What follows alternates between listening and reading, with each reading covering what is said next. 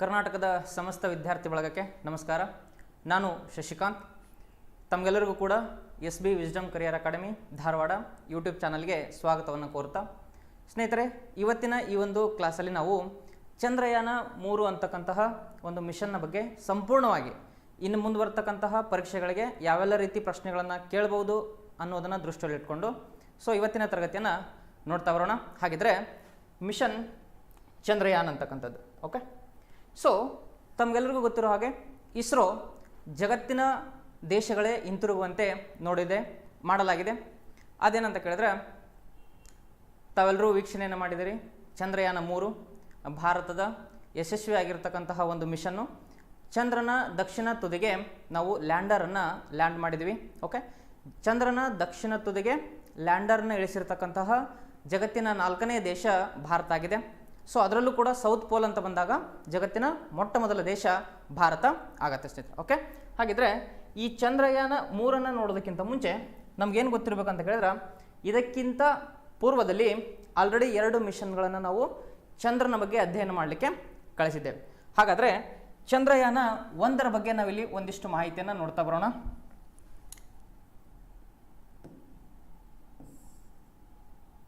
ಚಂದ್ರಯಾನ 1. ಹಾಗಿದ್ರೆ ಈ ಚಂದ್ರಯಾನ 1 ಉಡಾವಣೆ ಯಾವಾಗ ಮಾಡಿದ್ದೀವಿ ಅಂತ ನೋಡ್ತಾ ಬಂದರೆ, ಚಂದ್ರಯಾನ 1 ಉಡಾವಣೆ ಆಗಿರ್ತಕ್ಕಂತಹ ದಿನಾಂಕವನ್ನು ನಾವು ನೋಡ್ತಾ ಬಂದರೆ 22ನೇ ಅಕ್ಟೋಬರ್ 2008ರಲ್ಲಿ ನಾವೇನು ಮಾಡ್ತೀವಿ, ಚಂದ್ರಯಾನ 1 ಮಾಡ್ತೀವಿ. ಸ್ನೇಹಿತರೆ, ಇಲ್ಲಿ ನೆನಪಿರಲಿ ನಿಮಗೆ, ಚಂದ್ರಯಾನ 1 ಅಂತಕ್ಕಂಥದ್ದು ಚಂದ್ರನ ಒಂದು ಆರ್ಬಿಟರ್ ಮಿಷನ್ ಆಗಿದೆ. ಇದೇನಂತ ಕರಿತೀವಿ ಅಂದ್ರೆ ಆರ್ಬೈಟರ್ ಮಿಷನ್ ಅಂತ ಕರಿತೀವಿ. ಅಂದರೆ ಇದು ಚಂದ್ರ ಅಂದ್ಕೊಂಡ್ರೆ ಚಂದ್ರನ ಸುತ್ತಲೂ ನಾವು ಕಕ್ಷಾಗಾಮಿಯನ್ನು ಇರಿಸಿರ್ತೀವಿ. ಅದನ್ನು ಆರ್ಬೈಟರ್ ಮಿಷನ್ ಅಂತ ಕರೀತಾರೆ. ಓಕೆ, ನಾವು ಯಾಕೆ ಇದನ್ನು ಮುಂಚೆ ಹೇಳ್ತಾ ಇದ್ದೀನಿ ಅಂತ ಕೇಳಿದ್ರೆ, ಎಕ್ಸಾಮ್ಸಲ್ಲಿ ನಿಮಗೆ ಡಿಫ್ರೆನ್ಸಸ್ಸನ್ನು ಕೇಳ್ತಾರೆ. ಚಂದ್ರಯಾನ 2 ಮತ್ತು ಚಂದ್ರಯಾನ 3 ಏನು ವ್ಯತ್ಯಾಸ ಇದೆ ಅಂತ. ಓಕೆ, ಹಾಗಾಗಿ ನಾನು ಚಂದ್ರಯಾನ 1 ಅಂತ ಹೇಳ್ತಾ ಬಂದೆ. ಅಕ್ಟೋಬರ್ 22, 2008ರಲ್ಲಿ ಮಾಡಲಾಗಿದೆ. ಇದು ಎಂಥ ಮಿಷನ್ ಅಂತ ಕೇಳಿದ್ರೆ ಆರ್ಬೈಟರ್ ಮಿಷನ್. ಅಂದರೆ ಚಂದ್ರಯಾನ 1ರಲ್ಲಿ ನಾವೇನು ಮಾಡಿಲ್ಲ, ಚಂದ್ರನ ಮೇಲೆ ಇಳಿದಿಲ್ಲ. ಚಂದ್ರನ ಮೇಲೆ ಏನು ಮಾಡಿಲ್ಲ, ನಾವು ಇಳಿದಿಲ್ಲ. ಓಕೆ, ಕೇವಲ ಚಂದ್ರನನ್ನು ನಾವೇನು ಮಾಡಿವಿ, ಸುತ್ತ ಹಾಕಿವಿ. ಇದನ್ನು ಆರ್ಬೈಟರ್ ಮಿಷನ್ ಅಂತ ಕರೀತಾರೆ. ಓಕೆ, ನಿಮ್ಗೆ ಇನ್ನೊಂದು ಗೊತ್ತಿರಲಿ, ಇದರೊಳಗೆ ಒಂದು ಉಪಕರಣ ಇರ್ತದೆ, ಅದನ್ನು MIP ಅಂತ ಕರೀತಾರೆ. ಅಂದ್ರೆ ಮೂನ್ ಇಂಪ್ಯಾಕ್ಟ್ ಪ್ರೋಬ್ ಅಂತ ಕರೀತಾರೆ. ಮೂನ್ ಇಂಪ್ಯಾಕ್ಟ್ ಪ್ರೋಬ್ ಅಂತ ಕೇಳಿದ್ರೆ, ಇದನ್ನು ಈ ಒಂದು ಕಕ್ಷಾಗಾಮಿಯಿಂದ ಚಂದ್ರನ ಕಡೆಗೆ ಬಿಡಲಾಗುತ್ತೆ. ಇದು ಬಂದು ಚಂದ್ರನ ಸರ್ಫೇಸಿಗೆ ಹಾರ್ಡ್ ಲ್ಯಾಂಡ್ ಆಗುತ್ತೆ. ಅದನ್ನು ಮೂನ್ ಇಂಪ್ಯಾಕ್ಟ್ ಪ್ರೋಬ್ ಅಂತ ಕರೀತಾರೆ. ಸರ್, ಇದನ್ನು ಯಾಕೆ ಬಿಡ್ತಾರಾ ಅಂತ ಕೇಳಿದ್ರೆ, ಸ್ನೇಹಿತರೆ, ನಿಮಗೆ ಗೊತ್ತಿರಲಿ, ಯಾವುದೇ ಒಂದು ಮಿಷನ್ ಮಾಡಬೇಕಾದಾಗ ಮೊದಲು ಕಕ್ಷಾಗಾಮಿಯನ್ನು ಕಳಿಸ್ತಾರೆ. ಯಾಕೆ ಕಕ್ಷಾಗಾಮಿಯನ್ನು ಕಳಿಸ್ತಾರೆ ಅಂತ ಕೇಳಿದ್ರೆ, ಮೊದಲು ಅದು ಸರ್ಫೇಸ್ ಯಾವ ರೀತಿ ಇದೆ ಅನ್ನೋದನ್ನು ಇಮೇಜನ್ನು ಮಾಡಲಾಗುತ್ತೆ, ಅದರ ಪ್ಲೇಸ್ಗಳ ಸ್ಟಡಿಯನ್ನು ಮಾಡಲಾಗುತ್ತೆ. ಓಕೆ, ಅದಾದ ನಂತರ ನಾವೇನು ಮಾಡ್ತೀವಿ, ಲ್ಯಾಂಡರ್ ಮಿಷನನ್ನು ಕಳಿಸ್ತೀವಿ. ಲ್ಯಾಂಡರ್ ಮಿಷನ್ ಆದಮೇಲೆ ನಾವೇನು ಮಾಡ್ತೀವಪ್ಪ ಅಂತ ಕೇಳಿದ್ರೆ, ರೋವರ್ ಮಿಷನನ್ನು ಕಳಿಸ್ತೀವಿ. ಅಂದ್ರೆ ಚಂದ್ರನ ಸರ್ಫೇಸ್ ಮೇಲೆ ಓಡಾಡ್ತಕ್ಕಂಥ ಒಂದು ಮಿಷನ್. ಓಕೆ, ಇಲ್ಲಿ ನಾವೇನು ಮಾಡ್ತೀವಿ ಅಂದ್ರೆ ಮೂನ್ ಇಂಪ್ಯಾಕ್ಟ್ ಪ್ರೋಬನ್ನು ಚಂದ್ರನ ಕಡೆಗೆ ಬೆಳೆಸಲಾಗುತ್ತೆ. ಅದೇನು ಚಂದ್ರನನ್ನು ತಲುಪಬೇಕಲ್ಲ, ಚಂದ್ರಗೆ ಹೋಗಿ ಹಾರ್ಡ್ ಲ್ಯಾಂಡ್ ಆಗಬೇಕಲ್ಲ, ಆ ಸಮಯದೊಳಗೆ ಇಂಪಾರ್ಟೆಂಟ್ ಆಗಿರ್ತಕ್ಕಂತಹ ಮಾಹಿತಿಗಳನ್ನು ವಿಜ್ಞಾನಿಗಳು ಏನು ಮಾಡ್ತಾರೆ, ಕಲೆ ಹಾಕ್ತಾರೆ ಫಾರ್ ಬೆಟರ್ ಅಂಡರ್ಸ್ಟ್ಯಾಂಡಿಂಗ್ ಆಫ್ ಮೂನ್ಗೋಸ್ಕರ. ಓಕೆ, ಇನ್ನು ಗೊತ್ತಿರಲಿ, ಹಾಗಾದರೆ ಇದರ ಒಂದು ಮಿಷನ್ ಡೈರೆಕ್ಟರ್ ಯಾರಿದ್ರು ಅಂತ ಕೇಳ್ತಾರೆ. Mission director. ಹಾಗಾದ್ರೆ ಚಂದ್ರಯಾನ 1 ಮಿಷನ್ ಡೈರೆಕ್ಟರ್ ಯಾರಿದ್ರು ಅಂತ ಕೇಳ್ತಾರೆ. ಸ್ನೇಹಿತರೆ, ನಿಮ್ಗೆ ಗೊತ್ತಿರಲಿ, ಎಂ ಅಣ್ಣಾದುರೈ ಅಂತಕ್ಕಂಥವ್ರು ಈ ಒಂದು ಚಂದ್ರಯಾನ 1 ಮಿಷನ್ ಡೈರೆಕ್ಟರ್ ಆಗಿರ್ತಾರೆ. ಮೂನ್ ಮ್ಯಾನ್ ಆಫ್ ಇಂಡಿಯಾ ಅಂತಲೇ ಕೂಡ ನಾವು ಅವ್ರನ್ನ ಕರಿತೀವಿ. ಓಕೆ, ಇನ್ನು ನೆಕ್ಸ್ಟು ಚಂದ್ರಯಾನ 2 ಅಂತ ಮಾತಾಡ್ತಾ ಬಂದ್ರೆ, ಈ ಚಂದ್ರಯಾನ 1 ಇಲ್ಲಿ ಇನ್ನೊಂದು ಕೇಳ್ಬೋದು. ಚಂದ್ರಯಾನ 1ರಲ್ಲಿ ಬಳಸಿರ್ತಕ್ಕಂತಹ ಉಡಾವಣಾ ವಾಹನ ಲಾಂಚ್ ವೆಹಿಕಲ್ ಯಾವುದು ಅಂತ ಕೇಳ್ಬೋದು. ನಿಮಗೆ ಗೊತ್ತಿರಲಿ, PSLV C-11 ಅಂತಕ್ಕಂಥದ್ದು, polar satellite launch vehicle C-11 ಅಂತಕ್ಕಂಥದ್ದು. ಈ ಒಂದು ಚಂದ್ರಯಾನ 1 ನಾವು ಆ ಒಂದು ಉಡಾವಣಾ ವಾಹನದ ಮೂಲಕ ಉಡಾವಣೆ ಮಾಡ್ತೀವಿ. ಓಕೆ, ಇನ್ನು ಚಂದ್ರಯಾನ 2 ಅಂತ ಬಂದಾಗ ಇಲ್ಲಿ ಮೊಟ್ಟ ಮೊದಲನೇ ಕ್ವಶನ್ ಬರೋದು ಉಡಾವಣಾ ದಿನಾಂಕ ಅಂತ ಬರುತ್ತೆ. ಉಡಾವಣಾ ದಿನಾಂಕ ಅಂತ ಕರಿತೀವಿ. ಯಾವ ದಿನಾಂಕದಿಂದ ಇದನ್ನು ಉಡಾವಣೆ ಮಾಡ್ತೀವಿ ಅಂತ ಕೇಳಿದ್ರೆ 22 ಜುಲೈ 2019 ನಾವು ಚಂದ್ರಯಾನ 2 ಉಡಾವಣೆ ಮಾಡ್ತೇವೆ. ಓಕೆ, ತಮಗೆಲ್ಲರಿಗೂ ಗೊತ್ತು ಉಪಗ್ರಹಗಳನ್ನು ಎಲ್ಲಿಂದ ಉಡಾವಣೆ ಮಾಡ್ತಾರೆ ಅಂತ ಕೇಳಿದ್ರೆ ಶ್ರೀಹರಿಕೋಟ ಅಂತ ಕರಿತೀವಿ. ಶ್ರೀಹರಿಕೋಟ ಎಲ್ಲಿದೆ ಅಂತ ಕೇಳಿದ್ರೆ ಆಂಧ್ರ ಪ್ರದೇಶದಲ್ಲಿದೆ. ಆಂಧ್ರ ಪ್ರದೇಶ ನೆಲ್ಲೂರು ಡಿಸ್ಟಿಕ್ ಅಂತ ಕರಿತೀವಿ. ಉಪಗ್ರಹಗಳನ್ನು ಉಡಾವಣೆ ಮಾಡ್ತಕ್ಕಂತಹ ಕೇಂದ್ರ. ಇದನ್ನು SDSC ಅಂತ ಕೂಡ ಕರೀತಾರೆ, Satish Dhawan space centre, or ಇದನ್ನು ಶಾರ್ ರೇಂಜ್ ಅಂತ ಕೂಡ ಕರೀತಾರೆ. ಶಾರ್ ರೇಂಜ್ ಅಂತ ಕರೀತಾರೆ. ಸರ್, ಶಾರ್ ರೇಂಜ್ ಏನ್ರಿ ಅಂತ ಕೇಳಿದ್ರೆ ಶ್ರೀಹರಿಕೋಟ ಹೈ ಆಲ್ಟಿಟ್ಯೂಡ್ ರೇಂಜ್ ಅಂತ ಕರಿತಿದ್ರು. ಮುಂಚೆ ನಾವು ಅದನ್ನು ಏನಂತ ಕರಿತಿದ್ವಿ, ಶಾರ್ ರೇಂಜ್ ಅಂತ ಕರಿತಿದ್ವಿ. ಬಟ್ ಇವಾಗ ಅದನ್ನು ಸತೀಶ್ ಧವನ್ ಅವರ ಹೆಸರನ್ನು ಇಟ್ಟು ಸತೀಶ್ ಧವನ್ ಉಡಾವಣಾ ಕೇಂದ್ರ ಅಂತ ನಾವು ಮರುನಾಮಕರಣ ಮಾಡಿದ್ದೇವೆ. ಓಕೆ, ಇನ್ನು ಈ ಒಂದು ಚಂದ್ರಯಾನ 2 ಉಡಾವಣಾ ವಾಹನ, ಯಾವ ಒಂದು ಉಡಾವಣಾ ವಾಹನದ ಮೂಲಕ ನಾವು ಅದನ್ನು ಉಡಾವಣೆ ಮಾಡಿದ್ದೀವಿ ಅಂತ ನೋಡ್ತಾ ಬಂದ್ರೆ ಉಡಾವಣಾ ವಾಹನ. ಓಕೆ, ಇದನ್ನು GSLV Mark 3 ಅಂತ ಕರಿತೀವಿ. MK3 ಅಂತ ಕರೀತಾರೆ. GSLV Mark 3 ಅಂತಕ್ಕಂತಹ ಉಡಾವಣಾ ವಾಹನದ ಮೂಲಕ ನಾವೇನು ಮಾಡ್ತೀವಿ, ಚಂದ್ರಯಾನ 2 ಕೈಗೊಳ್ತೀವಿ. ತಮಗೆಲ್ಲರಿಗೂ ಗೊತ್ತಿರೋ ಹಾಗೆ GSLVನ ಏನಂತ ಕರೀತಾರಪ್ಪ ಅಂತ ಕೇಳಿದ್ರೆ ಇಸ್ರೋದ ಬಾಹುಬಲಿ ಅಂತ ಕರೀತಾರೆ.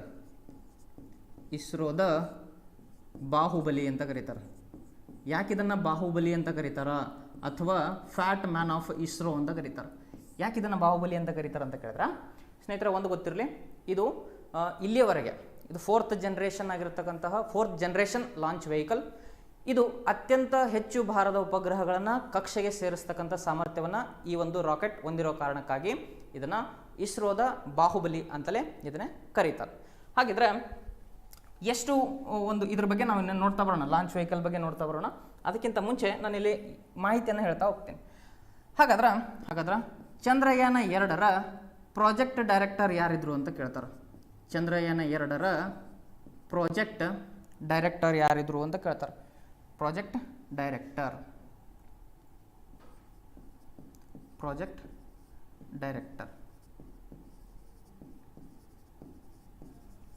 ಸೊ ಚಂದ್ರಯಾನ 2 ಪ್ರಾಜೆಕ್ಟ್ ಡೈರೆಕ್ಟರ್ ಯಾರಿದ್ರು ಕಮೆಂಟ್ ಬಾಕ್ಸಲ್ಲಿ ತಿಳಿಸಿ ನೋಡೋಣ.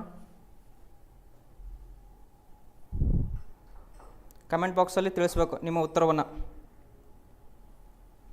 ಓಕೆ,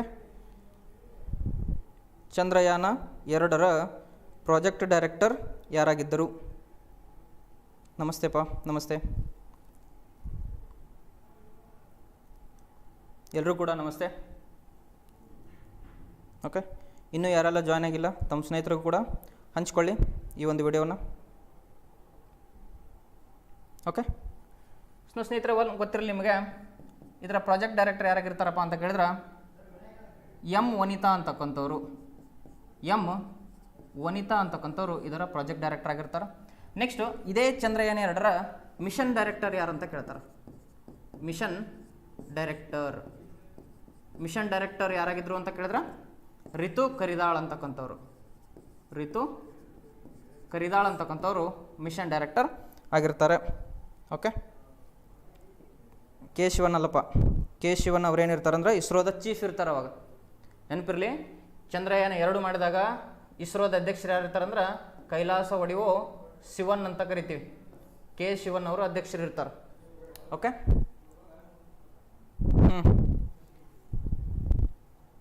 ಹಾಂ, ಎಲ್ಲರೂ ಕೆ ಶಿವನ್ ಅಂತ ಹೇಳ್ತಿದ್ರಿ, ಬಟ್ ಕೆ ಶಿವನ್ ನೆನ್ಪಿಟ್ಕೋರಿ ಇಸ್ರೋದ ಅಧ್ಯಕ್ಷರಿದ್ರು ಅವರು. ಓಕೆ, ಸೊ ಹಾಗಿದ್ರೆ ನಾವು ಇಲ್ಲೇನು ನೋಡಿದ್ವಿ ಅಂತ ಕೇಳಿದ್ರೆ ಚಂದ್ರಯಾನ 2 ಬಗ್ಗೆ ಒಂದಿಷ್ಟು ಮಾಹಿತಿಯನ್ನು ನೋಡಿದ್ವಿ. ಯಾವ ಉಡಾವಣಾ ವಾಹನ ಮೂಲಕ ಉಡಾವಣೆ ಮಾಡಿದ್ರೆ ಅಂತ ನೋಡಿದ್ವಿ. ಪ್ರಾಜೆಕ್ಟ್ ಡೈರೆಕ್ಟರ್ ಯಾರು, ಮಿಷನ್ ಡೈರೆಕ್ಟರ್ ಯಾರು ನೋಡಿದ್ವಿ. ಬಟ್ ಸ್ನೇಹಿತರೆ ಒಂದು ಗೊತ್ತಿರಲಿ, ಹಾಗಾದ್ರೆ ಚಂದ್ರಯಾನ 2 ಅನ್ನೋದು ಎಂಥ ಮಿಷನ್ ಅಂತ ಕೇಳ್ತಾರೆ. ಚಂದ್ರಯಾನ 2 ಅನ್ನೋದು ಎಂಥ ಮಿಷನ್ ಅಂತ ಕೇಳ್ತಾರೆ. ಎಂಥ ಮಿಷನ್ ಟೈಪ್ ಅಂತ ನಾವು ನೋಡ್ತೀವಿ. ಹಾಗಾದ್ರೆ ಚಂದ್ರಯಾನ 2 ಎಂಥ ಮಿಷನ್ ಅಂತ ಕೇಳಿದ್ರೆ ಸ್ನೇಹಿತರ ಗೊತ್ತಿರಲಿ ನಿಮಗೆ, ಇದನ್ನು ಲ್ಯಾಂಡರ್ ಆ್ಯಂಡ್ ರೋವರ್ ಮಿಷನ್ ಅಂತ ಕರೀತಾರೆ. ಲ್ಯಾಂಡರ್ ಆ್ಯಂಡ್ ರೋವರ್ ಮಿಷನ್ ಯಾವುದು?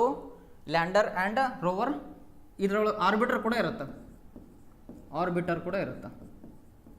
ಅಂದ್ರೆ ಇದು ಚಂದ್ರನ ಸುತ್ತಕ್ಕಂಥ ಕಕ್ಷಾಗಾಮಿ ಕೂಡ ಇರುತ್ತೆ, ಚಂದ್ರನ ಮೇಲೆ ಇಳಿತಕ್ಕಂಥ ಲ್ಯಾಂಡರ್ ಕೂಡ ಇರುತ್ತೆ, ಅದರ ಚಂದ್ರನ ಸರ್ಫೇಸ್ ಮೇಲೆ ಓಡಾಡ್ತಕ್ಕಂತಹ ರೋವರ್ ಕೂಡ ಚಂದ್ರಯಾನ 2 ಹೊಂದಿದೆ.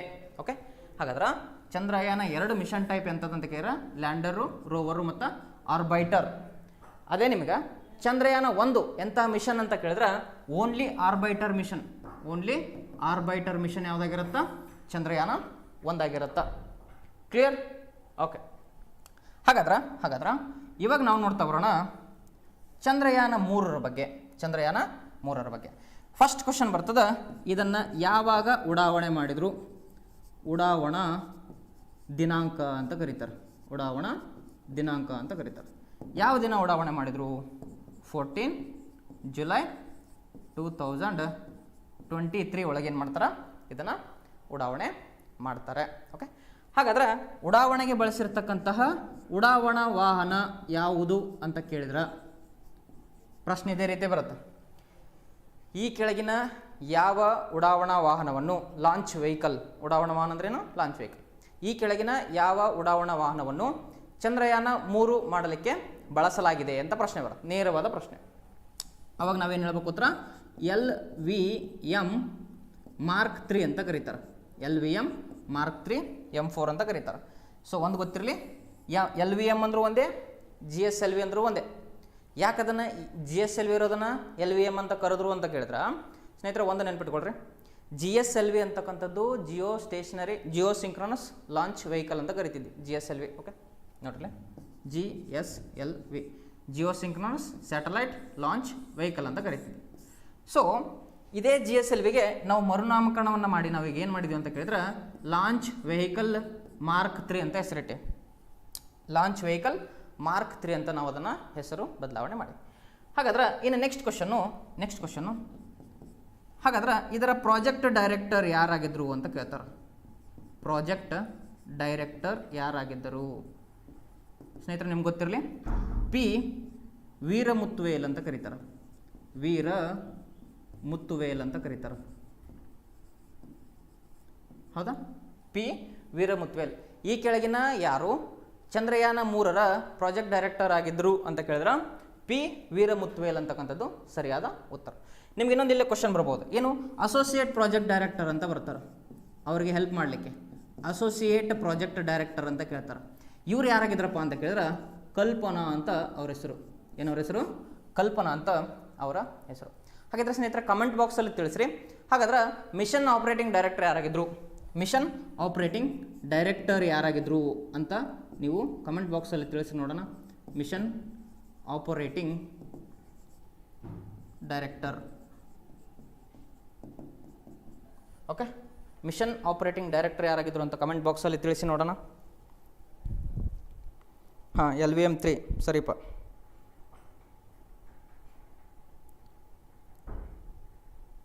ಮಿಷನ್ ಆಪರೇಟಿಂಗ್ ಡೈರೆಕ್ಟರ್ ಯಾರಾಗಿದ್ದರು? ಕಮೆಂಟ್ ಬಾಕ್ಸಲ್ಲಿ ನಿಮ್ಮ ಉತ್ತರವನ್ನು ತಿಳಿಸ್ರಿ. ಓಕೆ, ಜವಾಹರ್ಲಾಲ್ ನೆಹರು ಅಂತ ಒಬ್ರು ಹೇಳ್ತಾ ಇದ್ದಾರೆ, MB ಅವರು.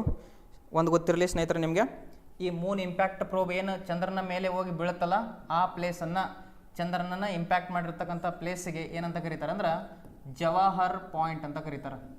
ಜವಾಹರ್ ಸ್ಥಲ್ ಆರ್ ಜವಾಹರ್ ಪಾಯಿಂಟ್ ಅಂತ ಕರೀತಾರೆ. ಜವಾಹರ್ ಪಾಯಿಂಟ್.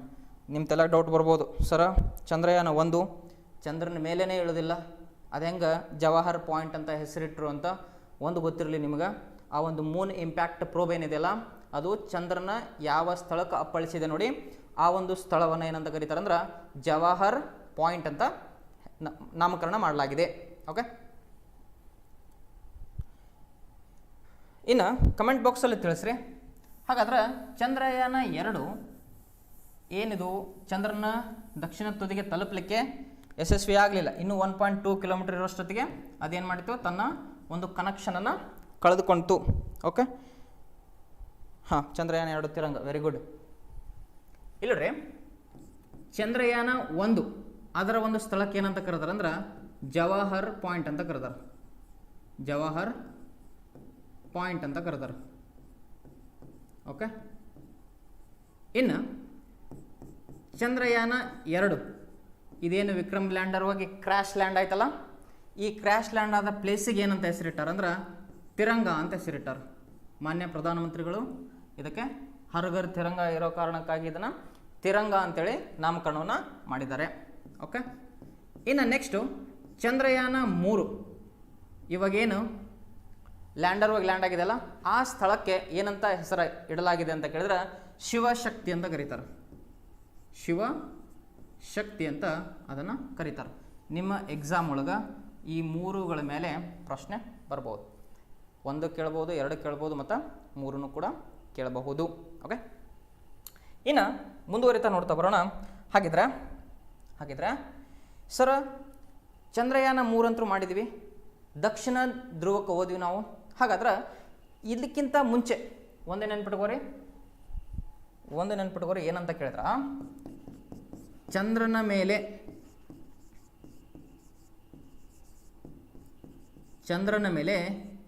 ಸಾಫ್ಟ್ ಲ್ಯಾಂಡಿಂಗ್ ಮಾಡಿರ್ತಕ್ಕಂತಹ ದೇಶದಲ್ಲಿ ಸಾಫ್ಟ್ ಲ್ಯಾಂಡಿಂಗ್ ಅಂತ ಕನ್ಸಿಡರ್ ಮಾಡಿದ್ರೆ ನಮ್ಮ ದೇಶ 4ನೇ ದೇಶ ಆಗುತ್ತೆ. ಯಾವ 4 ದೇಶಗಳಂತ ಕೇಳಿದ್ರೆ USA, next Russia, next China. ಇದಾದ ನಂತರ ಏನಾಗುತ್ತಂದ್ರೆ ಇಂಡಿಯಾ ಏನು ಮಾಡುತ್ತಂದ್ರೆ 4ನೇ ಸ್ಥಾನಕ್ಕೆ ಸೇರಿಕೊಳ್ಳುತ್ತೆ. ಬಟ್ ಇಲ್ಲಿ ಚಂದ್ರನ ದಕ್ಷಿಣ ಧ್ರುವ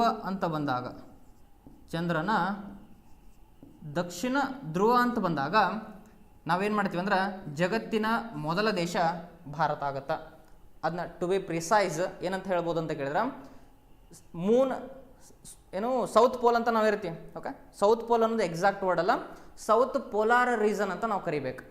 ಯಾಕೆ ಸೌತ್ ಪೋಲಾರ್ ರೀಸನ್ ಅಂತ ಕರಿಬೇಕು ಅಂತ ಕೇಳಿದ್ರೆ ಸೌತ್ ಪೋಲ್ ಅಂತ ಕೇಳಿದ್ರೆ ಎಕ್ಸಾಕ್ಟ್ಲಿ 90 ಡಿಗ್ರಿ ಅಕ್ಷಾಂಶ ಆಗುತ್ತೆ.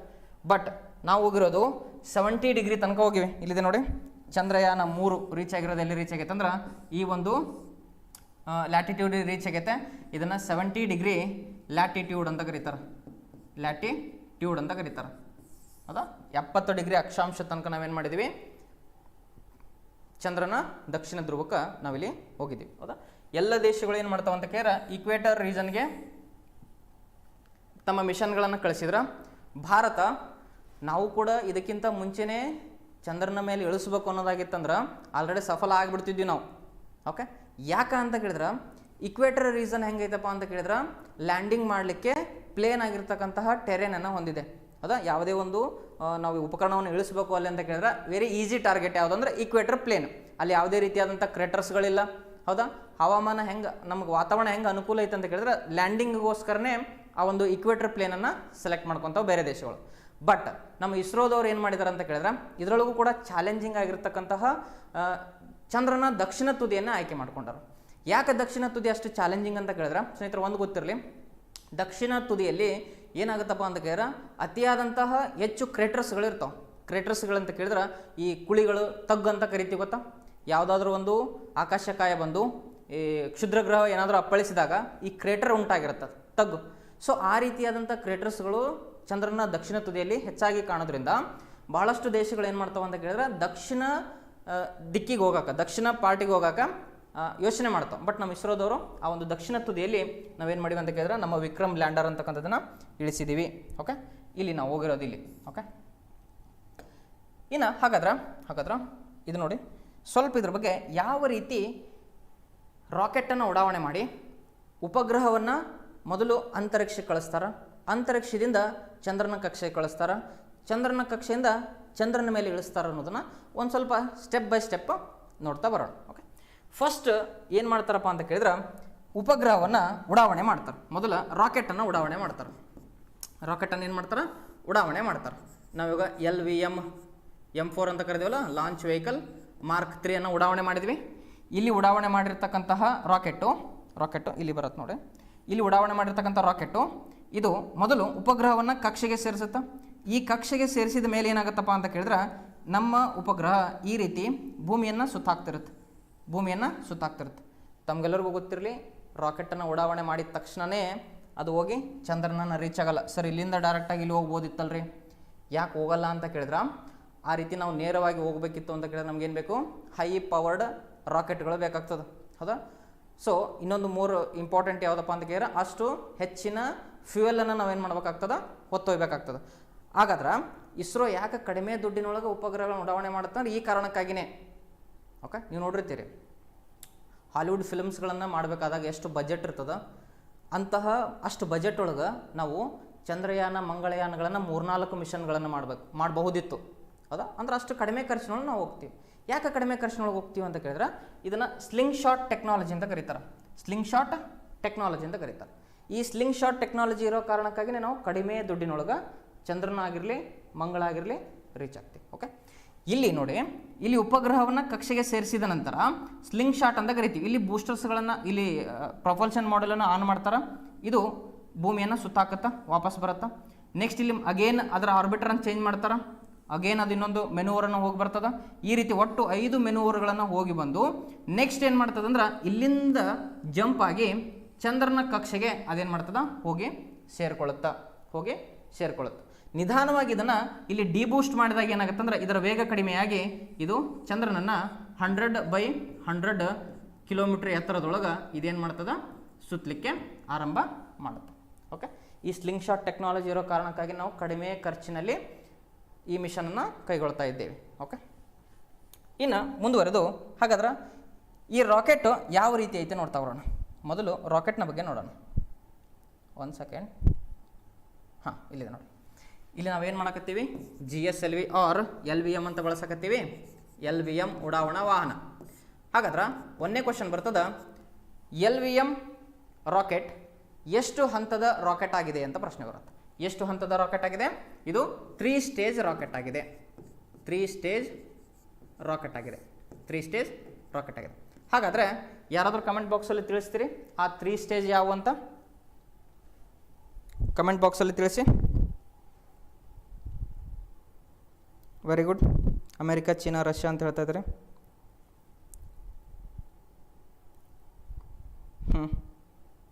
ಓಕೆ, ಕಮೆಂಟ್ ಬಾಕ್ಸಲ್ಲಿ ತಿಳಿಸ್ರಿ ಆ 3 ಸ್ಟೇಜ್ ಯಾವುವು ಅಂತ.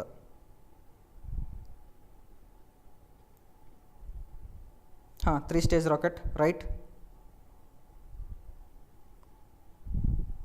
ಯಾವುವು 3 ಸ್ಟೇಜ್?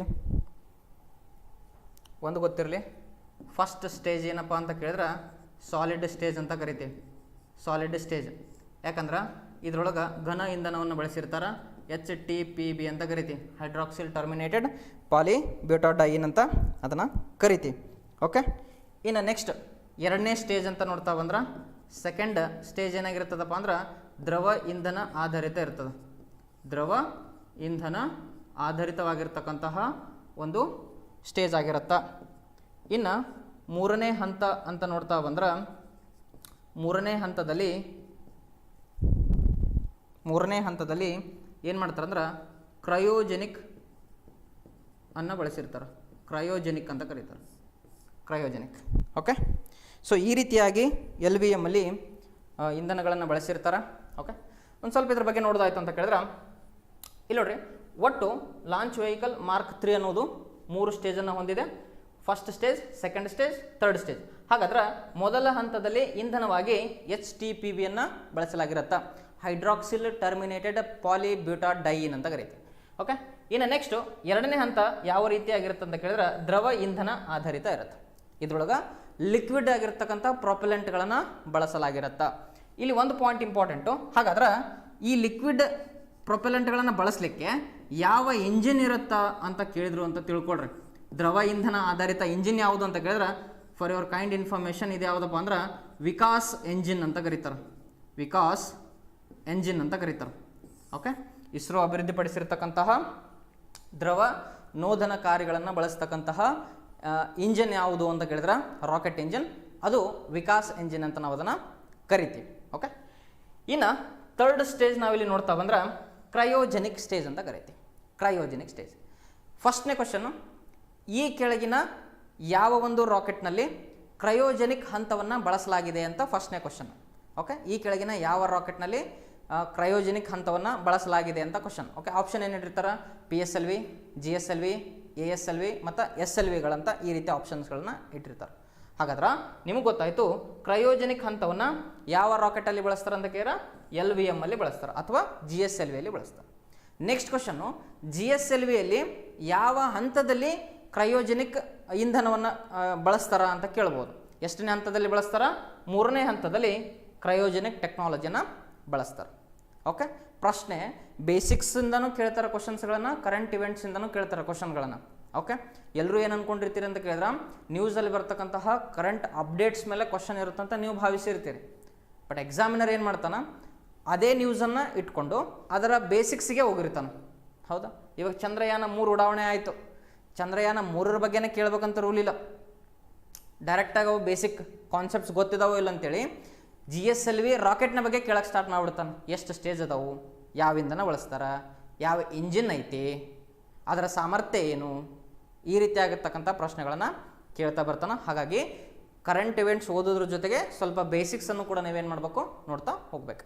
ಓಕೆ, ಹಾಗಾದ್ರೆ ನೆಕ್ಸ್ಟ್ ಕ್ವಶನು, ಈ ಕ್ರಯೋಜೆನಿಕ್ ಸ್ಟೇಜ್ ಒಳಗೆ ಯಾವ ಪ್ರೊಪೆಲೆಂಟ್ಗಳನ್ನು ಬಳಸ್ತಾರ, ಯಾವ ಇಂಧನವನ್ನು ಬಳಸ್ತಾರ ಅಂತ ಕ್ವಶನ್. ಓಕೆ, ಎನಿವನ್ ಕಮೆಂಟ್ ಮಾಡಿ.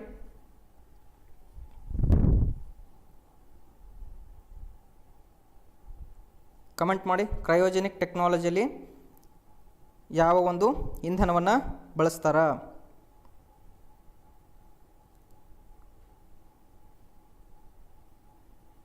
ಓಕೆ, ಇಲ್ಲಿ ನೋಡ್ತಾ ಬಂದ್ರೆ ಕ್ರಯೋಜೆನಿಕ್ ಅಂದ್ರೆ ಅತಿ ತಂಪಿತ ಅಂದಂಗೆ. ಕ್ರಯೋಜೆನಿಕ್ಸ್ ಅಂದ್ರೇನು? ಅತಿ ತಂಪಿತ. ಎಷ್ಟು ತಂಪಿತ ಅಂತ ಕೇಳಿದ್ರೆ -250 -270 ಡಿಗ್ರಿ ಅಷ್ಟು ತಂಪು ವಾತಾವರಣದಲ್ಲಿ ಈ ಒಂದು ಇಂಧನಗಳನ್ನು ಸ್ಟೋರ್ ಮಾಡಲಾಗಿಟ್ಟಿರುತ್ತೆ. ಹಾಗಾದ್ರೆ ಇಲ್ಲಿ ಬಳಸ್ತಕ್ಕಂತಹ ಇಂಧನ ಯಾವುವು ಅಂತ ಕೇಳಿದ್ರೆ ಲಿಕ್ವಿಡ್ ಆಕ್ಸಿಜನನ್ನು ಬಳಸ್ತಾರೆ, ಪ್ಲಸ್ ಲಿಕ್ವಿಡ್ ಹೈಡ್ರೋಜನನ್ನು ಬಳಸ್ತಾರೆ. ಲಿಕ್ವಿಡ್ ಆಕ್ಸಿಜನ್ ಮತ್ತು liquid hydrogen, liquid oxygen plus liquid ಹೈಡ್ರೋಜನನ್ನು ಈ ಒಂದು ಕ್ರಯೋಜೆನಿಕ್ ಟೆಕ್ನಾಲಜಿಯಲ್ಲಿ ಬಳಸ್ತಾರೆ. ಒಂದು ಗೊತ್ತಿರಲಿ, ಹಾಗಾದ್ರೆ ಲಿಕ್ವಿಡ್ ಆಕ್ಸಿಜನನ್ನು -183 ಡಿಗ್ರಿ ಸೆಲ್ಸಿಯಸ್ ಒಳಗೆ ಸ್ಟೋರ್ ಮಾಡಿಡಲಾಗಿರುತ್ತೆ. ಅದೇ ರೀತಿ ಲಿಕ್ವಿಡ್ ಹೈಡ್ರೋಜನನ್ನು -253 ಡಿಗ್ರಿ ಸೆಲ್ಸಿಯಸ್ನಷ್ಟು ತಾಪಮಾನದಲ್ಲಿ ಸ್ಟೋರ್ ಮಾಡಿಡಲಾಗಿರುತ್ತೆ. ಓಕೆ, ಸೊ ಇಲ್ಲಿ ನಿಮ್ಗೆ ಗೊತ್ತಾಯಿತು ಕ್ರಯೋಜೆನಿಕ್ಸ್ ಅಂದ್ರೆ ಏನು ಗೊತ್ತಾಯಿತು, ಕ್ರಯೋಜೆನಿಕ್ ಟೆಕ್ನಾಲಜಿಲಿ ಯಾವ ಒಂದು ಇಂಧನವನ್ನು ಬಳಸ್ತಾರೆ ಅಂತ ಗೊತ್ತಾಯಿತು. ಲಿಕ್ವಿಡ್ ಆಕ್ಸಿಜನ್ ಅಥವಾ ಅದನ್ನು ದ್ರವ ಆಮ್ಲಜನಕ, ದ್ರವ ಜಲಜನಕ ಅಂತ ಕರೀತಾರೆ. ಓಕೆ, ಇದು 3rd ಸ್ಟೇಜಲ್ಲಿ ಇರುತ್ತೆ. ಇದೇ ಒಂದು ಮಾಡೆಲ್ದು ರಾಕೆಟ್ ಇಲ್ಲಿದೆ ನೋಡಿ. ಹೌದಾ? ಇಲ್ಲಿದೆ. ನಾವು ಈ ರಾಕೆಟನ್ನು ಬಳಸಿ ಉಡಾವಣೆ ಮಾಡಬೇಕಾದಾಗ ಇದು ಇಸ್ರೋದ ಉಡಾವಣಾ ಕೇಂದ್ರ ಶ್ರೀಹರಿಕೋಟದಲ್ಲಿ ಈ ರೀತಿಯಾದಂತಹ LVM ಇರುತ್ತೆ. ಇಲ್ಲಿ ಉಡಾವಣೆ ಆದ ನಂತರ ಇದರ ಫಸ್ಟ್ ಸ್ಟೇಜ್ ಏನಪ್ಪ ಅಂತ ಕೇಳಿದ್ರೆ ಬೂಸ್ಟರ್ಸ್ಗಳು, 2 ಬೂಸ್ಟರ್ಸ್ಗಳು ಇರ್ತಾವೆ ಇಲ್ಲಿ. ಹೌದಾ? ಇದನ್ನೇ ಸಾಲಿಡ್ ಸ್ಟೇಜ್ ಅಂತ ಕರೀತಾರೆ. Solid stage, solid stage. Okay, ಈ ಸಾಲಿಡ್ ಸ್ಟೇಜು ಒಂದು ಸ್ವಲ್ಪ ಎತ್ತರಕ್ಕೆ ಹೋದಂತೆ ಈ 2 S-200 ಬೂಸ್ಟರ್ಸ್ ಏನಿದಾವಲ್ಲ ಇವೇನು ಮಾಡ್ತಾವಂದ್ರೆ ಕಳಚಿ ಬೀಳ್ತಾವೆ. 1ನೇ ಸ್ಟೇಜ್ ಏನಾಯಿತು, ಕಳಚಿ ಬೀಳುತ್ತೆ. ಓಕೆ, ಇಂಧನ ಮುಗಿದ ಮೇಲೆ ಇನ್ನು ನೆಕ್ಸ್ಟು ಲಿಕ್ವಿಡ್ ಇಂಜಿನ್ ಸ್ಟಾರ್ಟ್ ಆಗುತ್ತಾ. L-110 ಅಂತ ಐತೆ ಲಿಕ್ವಿಡ್ ಫೇಜ್ ಇದು. ಹಾಗಾದ್ರೆ ದ್ರವ ಇಂಧನ ಆಧಾರಿತ ಹಂತ ಸ್ಟಾರ್ಟ್ ಆಗುತ್ತಾ. ಇದು ಒಂದು ಸಾರಿ ಮುಗಿದ ಮೇಲೆ ಇದು ಕೂಡ ಏನಾಗುತ್ತೆ ಅಂದ್ರೆ ಸಪ್ರೇಷನ್ ಆಗುತ್ತೆ. ಇದಕ್ಕಿಂತ ಮುಂಚೆ ಆ ಒಂದು ಫೇಸಲ್ಲಿ ಇಟ್ಟಿರ್ತಕ್ಕಂಥ ಹೀಟ್ ಶೀಲ್ಡ್ ಅಂತ ಕರಿತೀವಿ. ಆ ಹೀಟ್ ಶೀಲ್ಡ್ ಏನಾಗುತ್ತಾ, ಕಳಚಿ ಬೀಳುತ್ತಾ. ದ್ರವ ಸ್ಟೇಜ್ ಮುಗಿದ ಮೇಲೆ ಕ್ರಯೋಜೆನಿಕ್ ಸ್ಟೇಜ್ ಇಗ್ನಿಷನ್ ಆನ್ ಆಗುತ್ತಾ, ಕ್ರಯೋಜೆನಿಕ್ ಸ್ಟೇಜ್ ಕೂಡ ಕಟ್ ಆಫ್ ಆಗುತ್ತೆ. ಹಾಗಾದ್ರೆ ಕ್ರಯೋಜೆನಿಕ್ ಎಂಜಿನ್ ನಂಬರ್ ಕೂಡ ಇಲ್ಲಿ ನೆನಪಿರಬೇಕು, CE-25 ಅಂತ ಕರೀತಾರೆ. CE ಅಂದ್ರೇನು, ಕ್ರಯೋಜೆನಿಕ್ ಎಂಜಿನ್ 25 ಅಂತ ಮಾಡಲ್. ಓಕೆ, ಸೊ ಇಲ್ಲಿ ತನಕ ಈ LVMದ ಕೆಲಸ ಮುಗೀತು. ಇನ್ನು ಈ ಉಪಗ್ರಹ ಏನಾಯ್ತಪ್ಪ ಅಂದ್ರೆ ಕಕ್ಷೆ ಒಳಗೆ ಹೋಗಿರುತ್ತೆ. ಓಕೆ, ನಾವು ಜಸ್ಟ್ ರಾಕೆಟ್ ಹೆಂಗೆ ಉಡಾವಣೆ ಆಯಿತು, ಉಡಾವಣೆಯಾಗಿ ಹಂತಗಳು ಹೆಂಗೆ ಕಳಚಿ ಬೀಳ್ತಾವೆ ಅನ್ನೋದನ್ನು ನೋಡಿದ್ವಿ. ಒಂದು ಸಾರಿ ಕ್ರಯೋಜೆನಿಕ್ ಎಂಜಿನ್ ಕೆಲಸ ಮುಗಿದ ಮೇಲೆ ಕಟ್ ಆಫ್ ಆಗುತ್ತಾ ಫ್ರಮ್ ಸ್ಯಾಟಲೈಟ್, ಉಪಗ್ರಹದಿಂದ ಕಟ್ ಆಫ್ ಆಯಿತು. ಓಕೆ, ಅದನ್ನು ನಾವು ಇಲ್ಲಿ ಪ್ರೀವಿಯಸ್ಸಲ್ಲಿ ನೋಡಿದ್ವಿ. ಎಲ್ಲಂತ ಕೇಳಿದ್ರೆ ಇಲ್ಲಿ ನೋಡಿ, ಇಲ್ಲಿ ತನಕ ಉಪಗ್ರಹ ರೀಚ್ ಮಾಡಿಸೋದಷ್ಟೇ LVM ಕೆಲಸ. ಇಲ್ಲಿ ಒಂದು ಸಾರಿ ಕಕ್ಷೆಗೆ ಉಪಗ್ರಹ ರೀಚ್ ಆದ ತಕ್ಷಣ ಈ ಕಕ್ಷೆಯಿಂದ ಚಂದ್ರನ ತನಕ ತೆಗೆದುಕೊಂಡು ಹೋಗ್ತಕ್ಕಂಥ ಕೆಲಸ ಯಾವುದ್ರದ್ದು ಅಂತ ಕೇಳಿದ್ರೆ ಇಲ್ಲಿ ಬರುತ್ತಾ, ಪ್ರೊಪಲ್ಷನ್ ಮಾಡ್ಯೂಲ್ ಅಂತ ಕರಿತೀವಿ. ಇಲ್ಲಿ ನೋಡ್ರೆ, ಇಲ್ಲಿ ನೋಡ್ತಾ ಬಂದ್ರೆ ಚಂದ್ರಯಾನ 3 ಎಂಥ ಮಿಷನ್ ಅಂತ ಕೇಳಿದ್ರೆ ಇದ್ರೊಳಗೆ ಓನ್ಲಿ ಲ್ಯಾಂಡರ್ ಇರುತ್ತೆ ಪ್ಲಸ್ ರೋವರ್ ಇರುತ್ತೆ. ಇದು ಕೂಡ ಎಕ್ಸಾಮ್ ಕೇಳ್ತಾರೆ. ಚಂದ್ರಯಾನ 3 ಎಂಥ mission, lander plus rover. Chandrayaan 2 ಎಂಥ mission, lander, rover, orbiter. Chandrayaan 1 ಎಂಥ ಮಿಷನ್ನು, ಓನ್ಲಿ ಆರ್ಬೈಟರ್ ಮಿಷನ್. ಓಕೆ, ಹಾಗಾದ್ರೆ ಇಲ್ಲಿ ನೋಡ್ರಿ, ಇಲ್ಲಿ ಕೆಳಗಡೆ ಇರೋದು ಪ್ರೊಪಲ್ಷನ್ ಮಾಡ್ಯೂಲ್ ಅಂತ ಕರೀತಾರೆ. ಈ ಪ್ರೊಪಲ್ಷನ್ ಮಾಡ್ಯೂಲ್ ಮೇಲೆ ಏನಿರುತ್ತೆ ಅಂದ್ರೆ ಲ್ಯಾಂಡರನ್ನು ಇರಿಸಲಾಗಿರುತ್ತಾ. ಇದು ಲ್ಯಾಂಡರ್, ಇದು ಲ್ಯಾಂಡರು, ಇದು ಪ್ರೊಪಲ್ಷನ್ ಮಾಡ್ಯೂಲ್. ಇದಕ್ಕೆ ಏನು ಮಾಡಿರ್ತಾರೆ ಅಂದ್ರೆ ಈ ಲ್ಯಾಂಡರ್ನ ಅಟ್ಯಾಚ್ ಮಾಡಿರ್ತಾರೆ. ಅಟ್ಯಾಚ್ ಮಾಡಿದಾಗ ಅದು ಯಾವ ರೀತಿ ಕಾಣುತ್ತಂದ್ರೆ ಈ ರೀತಿ ಕಾಣುತ್ತೆ. ಓಕೆ, ಈ ರೀತಿ ಕಾಣುತ್ತೆ. ಈಗ ಇದೇ ಲ್ಯಾಂಡರ್ ಒಳಗೆ ಏನಿರ್ತದಪ್ಪ ಅಂದ್ರೆ ರೋವರ್ ಇರುತ್ತೆ. ರೋವರ್ ಇದು ಲ್ಯಾಂಡರ್, ಇದು ಚಂದ್ರನ ಮೇಲೆ ಹೋಗಿ ಇಳಿತದ. ಈ ಲ್ಯಾಂಡರ್ ಹೆಸರು ಏನು ಅಂತ ಕೇಳಿದ್ರೆ ವಿಕ್ರಮ್ ಅಂತಕ್ಕಂಥದ್ದು ಇದರ ಹೆಸರು. ಯಾಕಂದ್ರೆ ವಿಕ್ರಮ್ ಸಾರಾಭಾಯ್ ಅವರ ಸವಿ ನೆನಪಿಗಾಗಿ ನಾವೇನು ಮಾಡಿವಿ, ವಿಕ್ರಮ್ ಅಂತ ನಾವು ಆ ಲ್ಯಾಂಡರ್ಗೆ ಹೆಸರನ್ನು ಇರಿಸಲಾಗಿದೆ. ಓಕೆ, ಇಲ್ಲಿ ನೋಡ್ರಿ, ಈ ವಿಕ್ರಮ್ ಅಂತಕ್ಕಂಥ ಲ್ಯಾಂಡರ್ ಹೋಗಿ ಚಂದ್ರನ ಸರ್ಫೇಸ್ ಮೇಲೆ ಸಾಫ್ಟ್ ಲ್ಯಾಂಡ್ ಆಗುತ್ತೆ. ಸಾಫ್ಟ್ ಲ್ಯಾಂಡ್ ಆದಮೇಲೆ ಇದೇನು ಮಾಡುತ್ತಂದ್ರೆ ಈ ರೀತಿಯಾಗಿರ್ತಕ್ಕಂಥ ರ್ಯಾಂಪನ್ನು ಓಪನ್ ಮಾಡುತ್ತೆ. ಈ ಲ್ಯಾಂಡರ್ ಒಳಗಡೆ ಇರ್ತಕ್ಕಂತಹ ರೋವರ್, ಇಲ್ಲೇನಿದೆಲ್ಲ ರೋವರು ಲ್ಯಾಂಡರಿಂದ ಹೊರಗಡೆ ಬರುತ್ತೆ. ಹಾಗಾದ್ರೆ ಈ ರೋವರಿಗೆ ಹೆಸರೇನನ್ನು ಕೊಟ್ಟಿದ್ದಾರ ಅಂತ ಕೇಳಿದ್ರೆ, ರೋವರ್ಗೆ ಹೆಸರೇನಂತ ಕೊಟ್ಟಿದ್ದಾರೆ ಅಂದ್ರೆ ಪ್ರಜ್ಞಾನ್ ಅಂತ ಕರೀತಾರೆ. ಏನಂತ ಕರೀತಾರೆ? ಪ್ರಜ್ಞಾನ್ ಅಂತ ಕರೀತಾರೆ. ಸಂಸ್ಕೃತದಲ್ಲಿ ಪ್ರಜ್ಞಾನ್ ಅಂದ್ರೆ ನಾಲೆಜ್ ಅಂತ ನಾವು ಕರಿತೀವಿ. ಓಕೆ, ಸೊ ಫಸ್ಟ್ ಕೆಲಸ ಏನು, ಇಲ್ಲಿ ಏನು ಮಾಡುತ್ತಪ್ಪ, ಇದು ಪ್ರೊಪಲ್ಷನ್ ಮಾಡ್ಯೂಲು ಚಂದ್ರನ ತನಕ ಏನು ಮಾಡುತ್ತಾ, ತೆಗೆದುಕೊಂಡು ಹೋಗುತ್ತೆ ಕಕ್ಷೆಗೆ. ಅಲ್ಲಿ ಹೋದ್ಮೇಲೆ ಈ ಲ್ಯಾಂಡರ್ ಮಾಡ್ಯೂಲ್ ಏನೈತಲ್ಲ, ಇದು ಲ್ಯಾಂಡರ್ ಮಾಡ್ಯೂಲು, ಇದು ಸಪ್ರೇಟ್ ಆಗುತ್ತಾ. ಸಪ್ರೇಟ್ ಆಗಿ ಚಂದ್ರನ ಮೇಲೆ ಇಳಿದಿದ್ದು ಸಾಫ್ಟ್ ಲ್ಯಾಂಡ್ ಆಗೋದಿದು. ಓಕೆ, ಈ ಲ್ಯಾಂಡರ್ ಒಳಗೆ ಏನಿರ್ತಾವ ಅಂದ್ರೆ 4 ಎಂಜಿನ್ಸ್ಗಳದಾವೆ. 4 ಎಂಜಿನ್ಸ್ಗಳದಾವೆ. ಓಕೆ, ಅದನ್ನು ಥ್ರಸ್ಟರ್ಸ್ ಅಂತ ಕರೀತಾರೆ. ಇಲ್ಲಿ ಒಂದು ಡೌಟ್ ಬರುತ್ತೆ, ಸರ್ ಮಂಗಳ ಗ್ರಹದ ಮೇಲೆ ಅಮೇರಿಕಾದವರು ತಮ್ಮ ಲ್ಯಾಂಡರ್ನ ಇಳಿಸಬೇಕಾದಾಗ ಪ್ಯಾರಾಚೂಟನ್ನು ಬಳಸಿದರು. ಪ್ಯಾರಾಚೂಟ್ ಆದ್ರೆ ನಾವು ಚಂದ್ರನ ಮೇಲೆ ಇಳಿಸ್ಬೇಕಾದಾಗ ಈ 4 ಇಂಜಿನ್ ಮೋಟರ್ನ ಯಾಕೆ ಬಳಸಕತ್ತೀವಿ ಅಂತ ನಿಮ್ಮ ತಲೆಯೊಳಗೆ ಏನಾದರೂ ಡೌಟ್ ಬಂದಿತ್ತು ಅಂತ ಕೇಳಿದ್ರೆ, ಬಂದಿರಲಿಲ್ಲ ಅಂದರೂ ಇವಾಗ ಯೋಚನೆ ಮಾಡಿರಿ. ಯಾಕೆ ನಾವು ಇಸ್ರೋದವರು ಮೋಟಾರ್ಗಳ ಬದಲಿ, ಇಂಜಿನ್ಸ್ಗಳ ಬದಲಿ ಪ್ಯಾರಾಶೂಟನ್ನು ಯೂಸ್ ಮಾಡಲಿಲ್ಲ ಅಂತ ಸ್ವಲ್ಪ ಯೋಚನೆ ಮಾಡಿರಿ. ಸೊ ಇಲ್ಲಿ ಆನ್ಸರ್ ಏನಪ್ಪ ಅಂತ ಕೇಳಿದ್ರೆ ಸಿಂಪಲ್. ಮಂಗಳ ಗ್ರಹದ ಮೇಲೆ ಏನಿದೆ ಅಂದ್ರೆ ವಾತಾವರಣ ಇದೆ, ಅಟ್ಮಾಸ್ಫಿಯರ್ ಇದೆ. ಪ್ಯಾರಾಚೂಟ್ ಹೆಂಗೆ ವರ್ಕ್ ಆಗುತ್ತೆ? ಪ್ಯಾರಾಚೂಟ್ ಲಾಂಚ್ ಆದ ತಕ್ಷಣ ಪ್ಯಾರಾಚೂಟ್ ಏನು ಇಳಿತಿರ್ತದಲ್ಲ, ಆ ಪ್ಯಾರಾಚೂಟ್ ಒಳಗಡೆ ಏರ್ ಫಿಲ್ ಆದಾಗ ಮಾತ್ರ ಡ್ರ್ಯಾಗ್ ಕ್ರಿಯೇಟ್ ಆಗುತ್ತಾ. ವೇಗವಾಗಿ ಬೀಳ್ತಕ್ಕಂಥ ವ್ಯಕ್ತಿ ಪ್ಯಾರಾಚೂಟ್ ಲಾಂಚ್ ಮಾಡಿದ ತಕ್ಷಣ ಈ ಪ್ಯಾರಾಚೂಟ್ ಒಳಗಡೆ ಏನಾಗುತ್ತಾ, ಏರ್ ಫಿಲ್ ಆಗುತ್ತಾ. ಆ ಏರ್ ಫಿಲ್ಲು ವೇಗವಾಗಿ ಬೀಳ್ತಕ್ಕಂಥ ವ್ಯಕ್ತಿಯ ವೇಗವನ್ನು ಕಡಿಮೆ ಮಾಡುತ್ತಾ. ಹೌದಾ? ನಮ್ಮ ಸಾಫ್ಟ್ ಲ್ಯಾಂಡಿಂಗ್ ಆಗ್ಬೇಕಂದ್ರೂ ಏನಾಗಬೇಕು, ವೇಗ ಕಡಿಮೆ ಆಗಬೇಕು. ಬಟ್ ಪ್ಯಾರಾಚೂಟ್ ಫಿಲ್ ಆಗ್ಬೇಕಂದ್ರೆ ಇಲ್ಲಿ ಹೆಂಗೆ ಏರ್ ಐತೆ ನೋಡು, ಮಂಗಳ ಗ್ರಹದೊಳಗೆ ಏರ್ ಐತೆ, ಅಟ್ಮಾಸ್ಫಿಯರ್ ಐತೆ. ಬಟ್ ಚಂದ್ರನ ಮೇಲೇನಿಲ್ಲಪ್ಪ ಅಂತ ಕೇಳಿದ್ರೆ ಅಟ್ಮಾಸ್ಫಿಯರ್ ಇಲ್ಲ, ವಾತಾವರಣ ಇಲ್ಲ, ಡೆನ್ಸ್ ವಾತಾವರಣ ಇಲ್ಲ. ವಾತಾವರಣ ಇಲ್ಲ ಅಂತ ಕೇಳಿದ್ರೆ ನೀವು ಪ್ಯಾರಾಚೂಟ್ ಆನ್ ಮಾಡಿದ್ರು ಕೂಡ ಅದರೊಳಗೆ ಏರ್ ಫಿಲ್ ಆಗಲ್ಲ, ವೇಗ ಕಡಿಮೆ ಆಗೋದಿಲ್ಲ. Okay, clear? Next point, sir ಚಂದ್ರನ ಮೇಲೆ ಯಾಕೆ ವಾತಾವರಣ ಇಲ್ಲ? ಚಂದ್ರನ ಮೇಲೆ ಯಾಕೆ ವಾತಾವರಣ ಇಲ್ಲ? ಓಕೆ, ತಮಗೆಲ್ಲರಿಗೂ ಗೊತ್ತು, ಚಂದ್ರನ ಮೇಲೆ ಗುರುತ್ವಾಕರ್ಷಣ ಬಲ ಏನೈತೆ, ಕಡಿಮೆ ಐತೆ ಭೂಮಿಗೆ ಹೋಲಿಸಿದ್ರೆ. ಸರ್ ಗುರುತ್ವಾಕರ್ಷಣ ಬಲಕ್ಕೂ ವಾತಾವರಣಕ್ಕೂ ಏನು ಸಂಬಂಧ ರೀ ಅಂತ ಕೇಳಿದ್ರೆ, ನಮ್ಮ ಭೂಮಿಯ ಸುತ್ತ ವಾತಾವರಣ ಯಾಕೆ ಐತಿ ಅಂತ ಕೇಳಿದ್ರೆ, ಭೂಮಿಗೆ ಗುರುತ್ವಾಕರ್ಷಣ ಶಕ್ತಿ ಐತಿ ಅನ್ನೋ ಕಾರಣಕ್ಕೆ ಮಾತ್ರ ನಮ್ಮ ಭೂಮಿಯ ಸುತ್ತ ಏನೈತೆ ವಾತಾವರಣ ಇದೆ. ಒಂದು ವೇಳೆ ಭೂಮಿಗೆ ಏನಾದರೂ ಗುರುತ್ವಾಕರ್ಷಣ ಶಕ್ತಿ ಇರಲಿಲ್ಲ ಅಂದ್ಕೊಂಡ್ರೆ ವಾತಾವರಣ ಕೂಡ ಇರ್ತಿರ್ಲಿಲ್ಲ. ಆ ಗಾಳಿಯನ್ನು ಹಿಡಿದಿಟ್ಟುಕೋಬೇಕಲ್ಲ. ಚಂದ್ರಗೆ ಗುರುತ್ವಾಕರ್ಷಣ ಶಕ್ತಿ ಏನೈತೆ, ಕಡಿಮೆ ಐತೆ. ಗುರುತ್ವಾಕರ್ಷಣ ಶಕ್ತಿ ಕಡಿಮೆ ಇರೋ ಕಾರಣಕ್ಕಾಗಿ ಚಂದ್ರನಲ್ಲಿ ಏನಿಲ್ಲ, ವಾತಾವರಣ ಇಲ್ಲ. ವಾತಾವರಣ ಇಲ್ಲ ಅಂದಾಗ ನಾವು ಪ್ಯಾರಾಶೂಟ್ ಬಳಸಕ್ಕೆ ಬರಲ್ಲ. ಈ ರೀತಿ ಇಂಜನ್ಸ್ಗಳನ್ನು ಬಳಸಿ ಅದರ ವೇಗವನ್ನು ಕಡಿಮೆ ಮಾಡ್ತೀವಿ. ಸರ್ ಇಂಜನ್ ಬಳಸೋದ್ರಿಂದ ಹೆಂಗೆ ವೇಗ ಕಡಿಮೆ ಆಗತ್ತೆ ರೀ ಅಂತ ಕೇಳಿದ್ರೆ, ಜಸ್ಟ್ ಇಮ್ಯಾಜಿನ್ ಮಾಡ್ಕೊರಿ, ಇದನ್ನು ಸರ್ಟನ್ 100 ಕಿಲೋಮೀಟರ್ ಹೈಟಿಂದ ನಾನು ಕೆಳಗಡೆ ಬೀಳಿಸ್ತಾ ಇದ್ದೀನಿ ಅಂತ ಕೇಳಿದ್ರೆ ಇದರ ವೇಗ ಜಾಸ್ತಿ ಇರ್ತದೆ. ಯಾಕಂದರೆ ಚಂದ್ರನನ್ನು ಸಮೀಪ ಹೋಗ್ತಿರ್ತದೆ. ಸೊ ನಾನು ಇಲ್ಲಿ ಅಪೋಸಿಟ್ ಆಗಿರ್ತಕ್ಕಂತಹ ಇಲ್ಲಿ ಇಂಜನ್ಗಳು 4 ಇಂಜನ್ ಅದಾವಲ್ಲ, ಈ 4 ಇಂಜನ್ಗಳನ್ನು ಫೈರ್ ಮಾಡಿದೆ ಅಂತ ಕೇಳಿದ್ರೆ ಈ ಇಂಜನ್ಗಳು ಅಪೋಸಿಟ್ ಆಗಿರ್ತಕ್ಕಂಥ ಥ್ರಸ್ಟನ್ನು ನೀಡ್ತಾವ.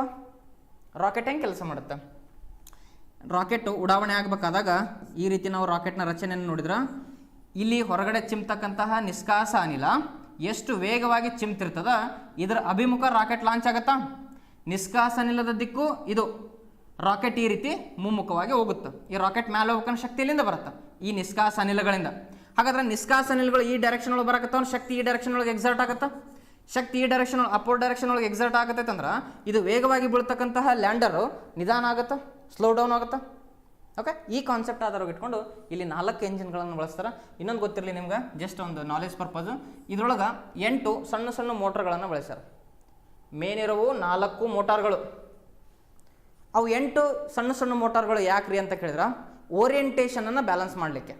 ಈ 4 ಮೋಟರ್ಗಳಿಂದ ವೇಗವಾಗಿ ಬೀಳ್ತಕ್ಕಂಥ ಲ್ಯಾಂಡರನ್ನು ಸ್ಲೋ ಡೌನ್ ಮಾಡುತ್ತೆ 4 ಮೋಟಾರ್ಗಳು ಸೇರಿ.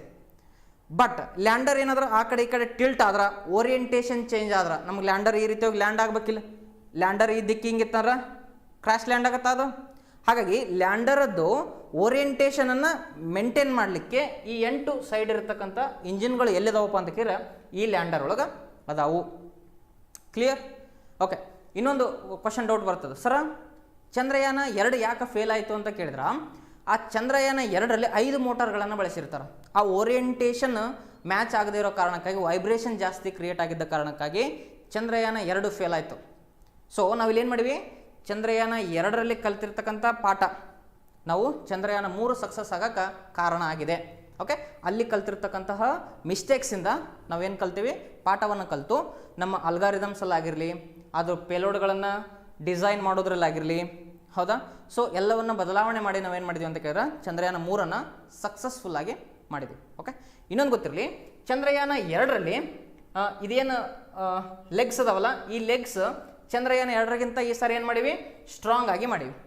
ಚಂದ್ರಯಾನ 2ರಿಗಿಂತ ಇಲ್ಲಿ ಒಂದು ಮೋಟಾರನ್ನು ಕಡಿಮೆ ಮಾಡೀವಿ. ಚಂದ್ರಯಾನ 2ರಲ್ಲಿ 5 ಮೋಟರ್ ಇದ್ದು, ಇಲ್ಲಿ ಎಷ್ಟು ಅದಾವು, 4 ಮೋಟರ್ ಅದಾವೆ. ನೆಕ್ಸ್ಟು ಚಂದ್ರಯಾನ 2ರಲ್ಲಿ ಸೋಲಾರ್ ಪ್ಯಾನಲ್ ಒಂದೇ ಇರ್ತಿತ್ತು, 2 ಇರ್ತಿತ್ತು. ಬಟ್ ಈ ಸಾರಿ ಚಂದ್ರಯಾನ 3ರಲ್ಲಿ ಸೋಲಾರ್ ಪ್ಯಾನಲ್ಗಳನ್ನು 4 ಇರಿಸಲಾಗಿದೆ. ಯಾಕಂತ ಕೇಳಿದ್ರೆ ಎಲ್ಲ ದಿಕ್ಕಿಂದ ಸೂರ್ಯನ ಕಿರಣಗಳು ಯಾವ ದಿಕ್ಕಿಂದ ಬಿದ್ದರೂ ಕೂಡ ನಾವೇನು ಮಾಡ್ಬೋದು, ಎನರ್ಜಿಯನ್ನು ಡ್ರ್ಯಾಗ್ ಮಾಡ್ಬೋದು ಅಲ್ಲಿಂದ ಅನ್ನೋ ಕಾರಣಕ್ಕಾಗಿ ಸೋಲಾರ್ ಪ್ಯಾನಲ್ಸ್ಗಳನ್ನು ಕೂಡ ಇನ್ಕ್ರೀಸ್ ಮಾಡಲಾಗಿದೆ. ಓಕೆ, ನೀವು ಅನ್ಕೋಬೋದು ಸರ್ ಚಂದ್ರಯಾನ 3 ಸಕ್ಸಸ್ ಆಗೈತೆ, ಟಿ ವಿ ಒಳಗೆ ನೋಡಿರ್ತೀರಿ, ಎಲ್ಲ ಕಡೆ ನೋಡಿರ್ತೀರಿ. ಬಟ್ ಟಿ ವಿ ಒಳಗೆ ನಾರ್ಮಲ್ ಪೀಪಲ್, ಕಾಮನ್ ಪೀಪಲ್ ಥರ ಇನ್ಫಾರ್ಮೇಷನ್ ತೊಗೊಳೋದು ಬೇರೆ. As aspirant, competitive exam aspirant ಆಗಿ ನೀವು ವಿಷಯವನ್ನು ನೋಡ್ತಕ್ಕಂಥದ್ದು ಕೂಡ ಬೇರೆ ರೀತಿ ಇರಬೇಕು. ಹೆಂಗೆ ಡಿಕೋಡ್ ಮಾಡಬೇಕು ಅಂತ ಕೇಳಿದ್ರೆ ಮಿಷನ್ಗಳನ್ನು ಬೇಸಿಕ್ ಫ್ರಮ್ ಚಂದ್ರಯಾನ 1 ಹೆಂಗೆ ಚಂದ್ರಯಾನ 2 ಡಿಫ್ರೆಂಟು, ಚಂದ್ರಯಾನ 2ಗಿಂತ ಚಂದ್ರಯಾನ 3 ಹೆಂಗೆ ಡಿಫ್ರೆಂಟು, ಈ ರೀತಿ ಕಂಪ್ಯಾರಿಸನ್ ಮಾಡಿ ಓದೋದ್ರಿಂದ ನೀವು 1 ಮಾರ್ಕ್ಸಿಗೂ ಆನ್ಸರ್ ಮಾಡ್ಬೋದು. ಇದನ್ನೇ ಡಿಸ್ಕ್ರಿಪ್ಟಿವ್ ಕ್ವಶನ್ ಕೊಟ್ಟರು ಕೂಡ ಆನ್ಸರ್ ಮಾಡೋಕೆ ಏಬಲ್ ಇರ್ತೀರಿ. ಓಕೆ, ಇನ್ನು ನೆಕ್ಸ್ಟ್ ಡಿಫ್ರೆನ್ಸ್ ನೋಡೋದಾಯಿತು ಅಂತ ಕೇಳಿದ್ರೆ ಇಲ್ಲಿ ಏನು ಮಾಡ್ಯಾರ ಅಂತ ಕೇಳಿದ್ರೆ ಮೋರ್ ಫ್ಯೂಯಲನ್ನು ಹಾಕಿದ್ದಾರೆ. ಏಕೆ, ಈ ಲ್ಯಾಂಡರ್ ಒಳಗೆ ಇದು ಲ್ಯಾಂಡ್ ಆಗಬೇಕಾದಾಗ ನಮಗೇನಾದರೂ ಸರಿಯಾದ ಸ್ಥಳ ಸಿಗಲಿಲ್ಲ ಅನ್ಕೋ, ಹೌದಾ, ನಾವು ಇನ್ನೊಂದು ಸ್ವಲ್ಪ ದೂರವಾಗಿ ಲ್ಯಾಂಡ್ ಆಗ್ಬೇಕಂತ ಕೇಳಿದ್ರೆ ಅದ್ರೊಳಗೆ ಎಷ್ಟು ಇಂಧನ ಬೇಕಲ್ಲ, ಸ್ವಲ್ಪ ಎಕ್ಸ್ಟ್ರಾ ಇಂಧನ ಇತ್ತು ಅಂತ ಕೇಳಿದ್ರೆ ನಾವು ಪೊಸಿಷನನ್ನು ಚೇಂಜ್ ಮಾಡ್ಬೋದಾ. ಸಪೋಸು ನೀವು ಯಾವ ಸ್ಪಾಟಿಗೆ ಇಳಿಬೇಕು ಅಂದ್ಕೊಂಡಿರ್ತೀರಿ, ಆ ಸ್ಪಾಟ್ ಒಳಗೆ ಏನಾದ್ರು ಪ್ರಾಬ್ಲಮ್ ಬಂದು ಸ್ವಲ್ಪ ದೂರದಲ್ಲಿ ನಾವು ಲ್ಯಾಂಡ್ ಮಾಡ್ಬೇಕಂತ ಕೇಳಿದ್ರೆ ಆ ಲ್ಯಾಂಡರು ಅಲ್ಲಿ ತನಕ ಹೋಗಾಕ ಅದ್ರೊಳಗೆ ಇಂಧನ ಬೇಕಿಲ್ಲ. ಸೊ ಆ ಎಕ್ಸ್ಟ್ರಾ ಫ್ಯೂಯಲನ್ನು ಕೂಡ ನಾವೇನು ಮಾಡಿದ್ವಿ, ಈ ಒಂದು ಚಂದ್ರಯಾನ 3ರ ಲ್ಯಾಂಡರಲ್ಲಿ ಇಟ್ಟಿದ್ದೀವಿ. ಎಕ್ಸ್ಟ್ರಾ ಫ್ಯೂಯಲ್, ಒಂದು ಇಂಜನ್ ಕಡಿಮೆ, 4 ಇಂಜನನ್ನು ಬಳಸಕತ್ತೀವಿ. ನೆಕ್ಸ್ಟು ಲೆಗ್ಸ್ಗಳನ್ನು ಸ್ಟ್ರಾಂಗ್ ಮಾಡಿದಾರ, ನೆಕ್ಸ್ಟು ಸೋಲಾರ್ ಪ್ಯಾನಲ್ಗಳನ್ನು ಇನ್ಕ್ರೀಸ್ ಮಾಡಿದಾರ. ನೆಕ್ಸ್ಟ್ ಅಂತ ನೋಡ್ತಾ ಬಂದ್ರೆ ಇಲ್ಲಿ ನೋಡ್ರಿ, ಈ ಚಂದ್ರಯಾನ 2ರೊಳಗೆ ಇಂಪಾರ್ಟೆಂಟ್ ಆಗಿರ್ತಕ್ಕಂಥದ್ದು ಚಂದ್ರಯಾನ 2 ಸಕ್ಸಸ್ ಬೇಸ್ಡ್ ಮಿಷನ್. ಅಂದ್ರೆ ನಾವು ಇಲ್ಲಿಂದ ಉಡಾವಣೆ ಮಾಡ್ತೀವಿ, ಚಂದ್ರನ ಕಕ್ಷೆ ಸೇರುತ್ತಾ, ಚಂದ್ರನ ಮ್ಯಾಗ ಇಳಿಯುತ್ತಾ, ನಾವು ಅಂದ್ಕೊಂಡಂಗೆ ಹೋಗುತ್ತಾ ಅಂದ್ಕೊಂಡಿರ್ತೀವಿ. ಬಟ್ ಚಂದ್ರಯಾನ 2 ಫೇಲ್ ಆದ ಕಾರಣಕ್ಕಾಗಿ ಚಂದ್ರಯಾನ 3ಅನ್ನು ಫೇಲ್ಯೂರ್ ಬೇಸ್ಡ್ ಮಾಡ್ಯೂಲ್ ಅಂತ ಮಾಡಿದ್ದಾರೆ. ಫೇಲ್ಯೂರ್ ಬೇಸ್ಡ್ ಮಾಡ್ಯೂಲ್ ಅಂತ ಕೇಳಿದ್ರೆ ಆ ಲ್ಯಾಂಡ್ ಆಗೋ ಸಮಯದೊಳಗೆ ಎಷ್ಟೆಲ್ಲ ಸಮಸ್ಯೆಗಳು ಬಂದರೂ ಕೂಡ, ಈ ಒಂದು ಸೆನ್ಸಾರ್ಸ್ ವರ್ಕ್ ಮಾಡಲಿಲ್ಲ ಅಂದ್ರೆ, ಈ ಒಂದು ಇಂಜಿನ್ ಕೆಲಸ ಮಾಡಲಿಲ್ಲ ಅಂದ್ರೆ, ಆದಾಗ್ಯೂ ಕೂಡ ನಾವೇನು ಮಾಡ್ಬೋದು, ಚಂದ್ರನ ಮೇಲೆ ಲ್ಯಾಂಡ್ ಆಗ್ತಕ್ಕಂತಹ ಸ್ಥಿತಿಯನ್ನು ನಾವು ಆಲ್ರೆಡಿ ಆ ಅಲ್ಗಾರಿದಮ್ ಒಳಗೆ ಮೆನ್ಷನ್ ಮಾಡಿದ್ದೇವೆ. Okay, at any cost land ಆಗಲೇಬೇಕು, ಸಾಫ್ಟ್ ಲ್ಯಾಂಡ್ ಅಂತೇಳಿ. ಓಕೆ, ಇನ್ನೊಂದು ಮೇಜರ್ ಇಂಪಾರ್ಟೆಂಟ್ ಏನಪ್ಪ ಅಂತ ಕೇಳಿದ್ರೆ ಇಲ್ಲಿ ನೋಡ್ರಿ, ನೀವು ಚಂದ್ರಯಾನ 2 ಲ್ಯಾಂಡ್ ಆಗಕ್ಕೆ ಒಂದು ಸ್ವಲ್ಪ ಇಲ್ಲಿ ಬರೀತೀವಿ ನೋಡ್ರಿ. ಚಂದ್ರಯಾನ 2 ಲ್ಯಾಂಡ್ ಆಗಕ್ಕೆ ಏರಿಯಾನ ಎಷ್ಟು ಸೆಲೆಕ್ಟ್ ಮಾಡಿದ್ರಪ್ಪ ಅಂತ ಕೇಳಿದ್ರೆ 500 metre by 500 metre. Okay, 500 metre by 500 ಮೀಟರನ್ನು ಮಾಡಿದರು. ಅಂದ್ರೆ ಆ ಲ್ಯಾಂಡರ್ ಎಟ್ ಎನಿ ಕಾಸ್ಟ್ ಇದೇ ಏರಿಯಾದೊಳಗನೆ ಲ್ಯಾಂಡ್ ಆಗ್ಬೇಕದು, 500 ಕ್ರಾಸ್ 500. ಬಟ್ ಚಂದ್ರಯಾನ 3ಅನ್ನು ಏನು ಮಾಡಿದಾರೆ ಅಂತ ಕೇಳಿದ್ರೆ ಇದರ ಒಂದು ಏರಿಯಾನ ಇನ್ಕ್ರೀಸ್ ಮಾಡಲಾಗಿದೆ. ಇನ್ಕ್ರೀಸ್ ಎಷ್ಟು ರೀ ಅಂತ ಕೇಳಿದ್ರೆ 2.5 ಕಿಲೋಮೀಟರ್ ಟು 4 ಕಿಲೋಮೀಟರನ್ನು ಮಾಡಿದ್ದಾರೆ. ಅಂದ್ರೆ 2.5 ಕಿಲೋಮೀಟರ್ ಅಗಲ, 4 ಕಿಲೋಮೀಟರ್ ಉದ್ದ.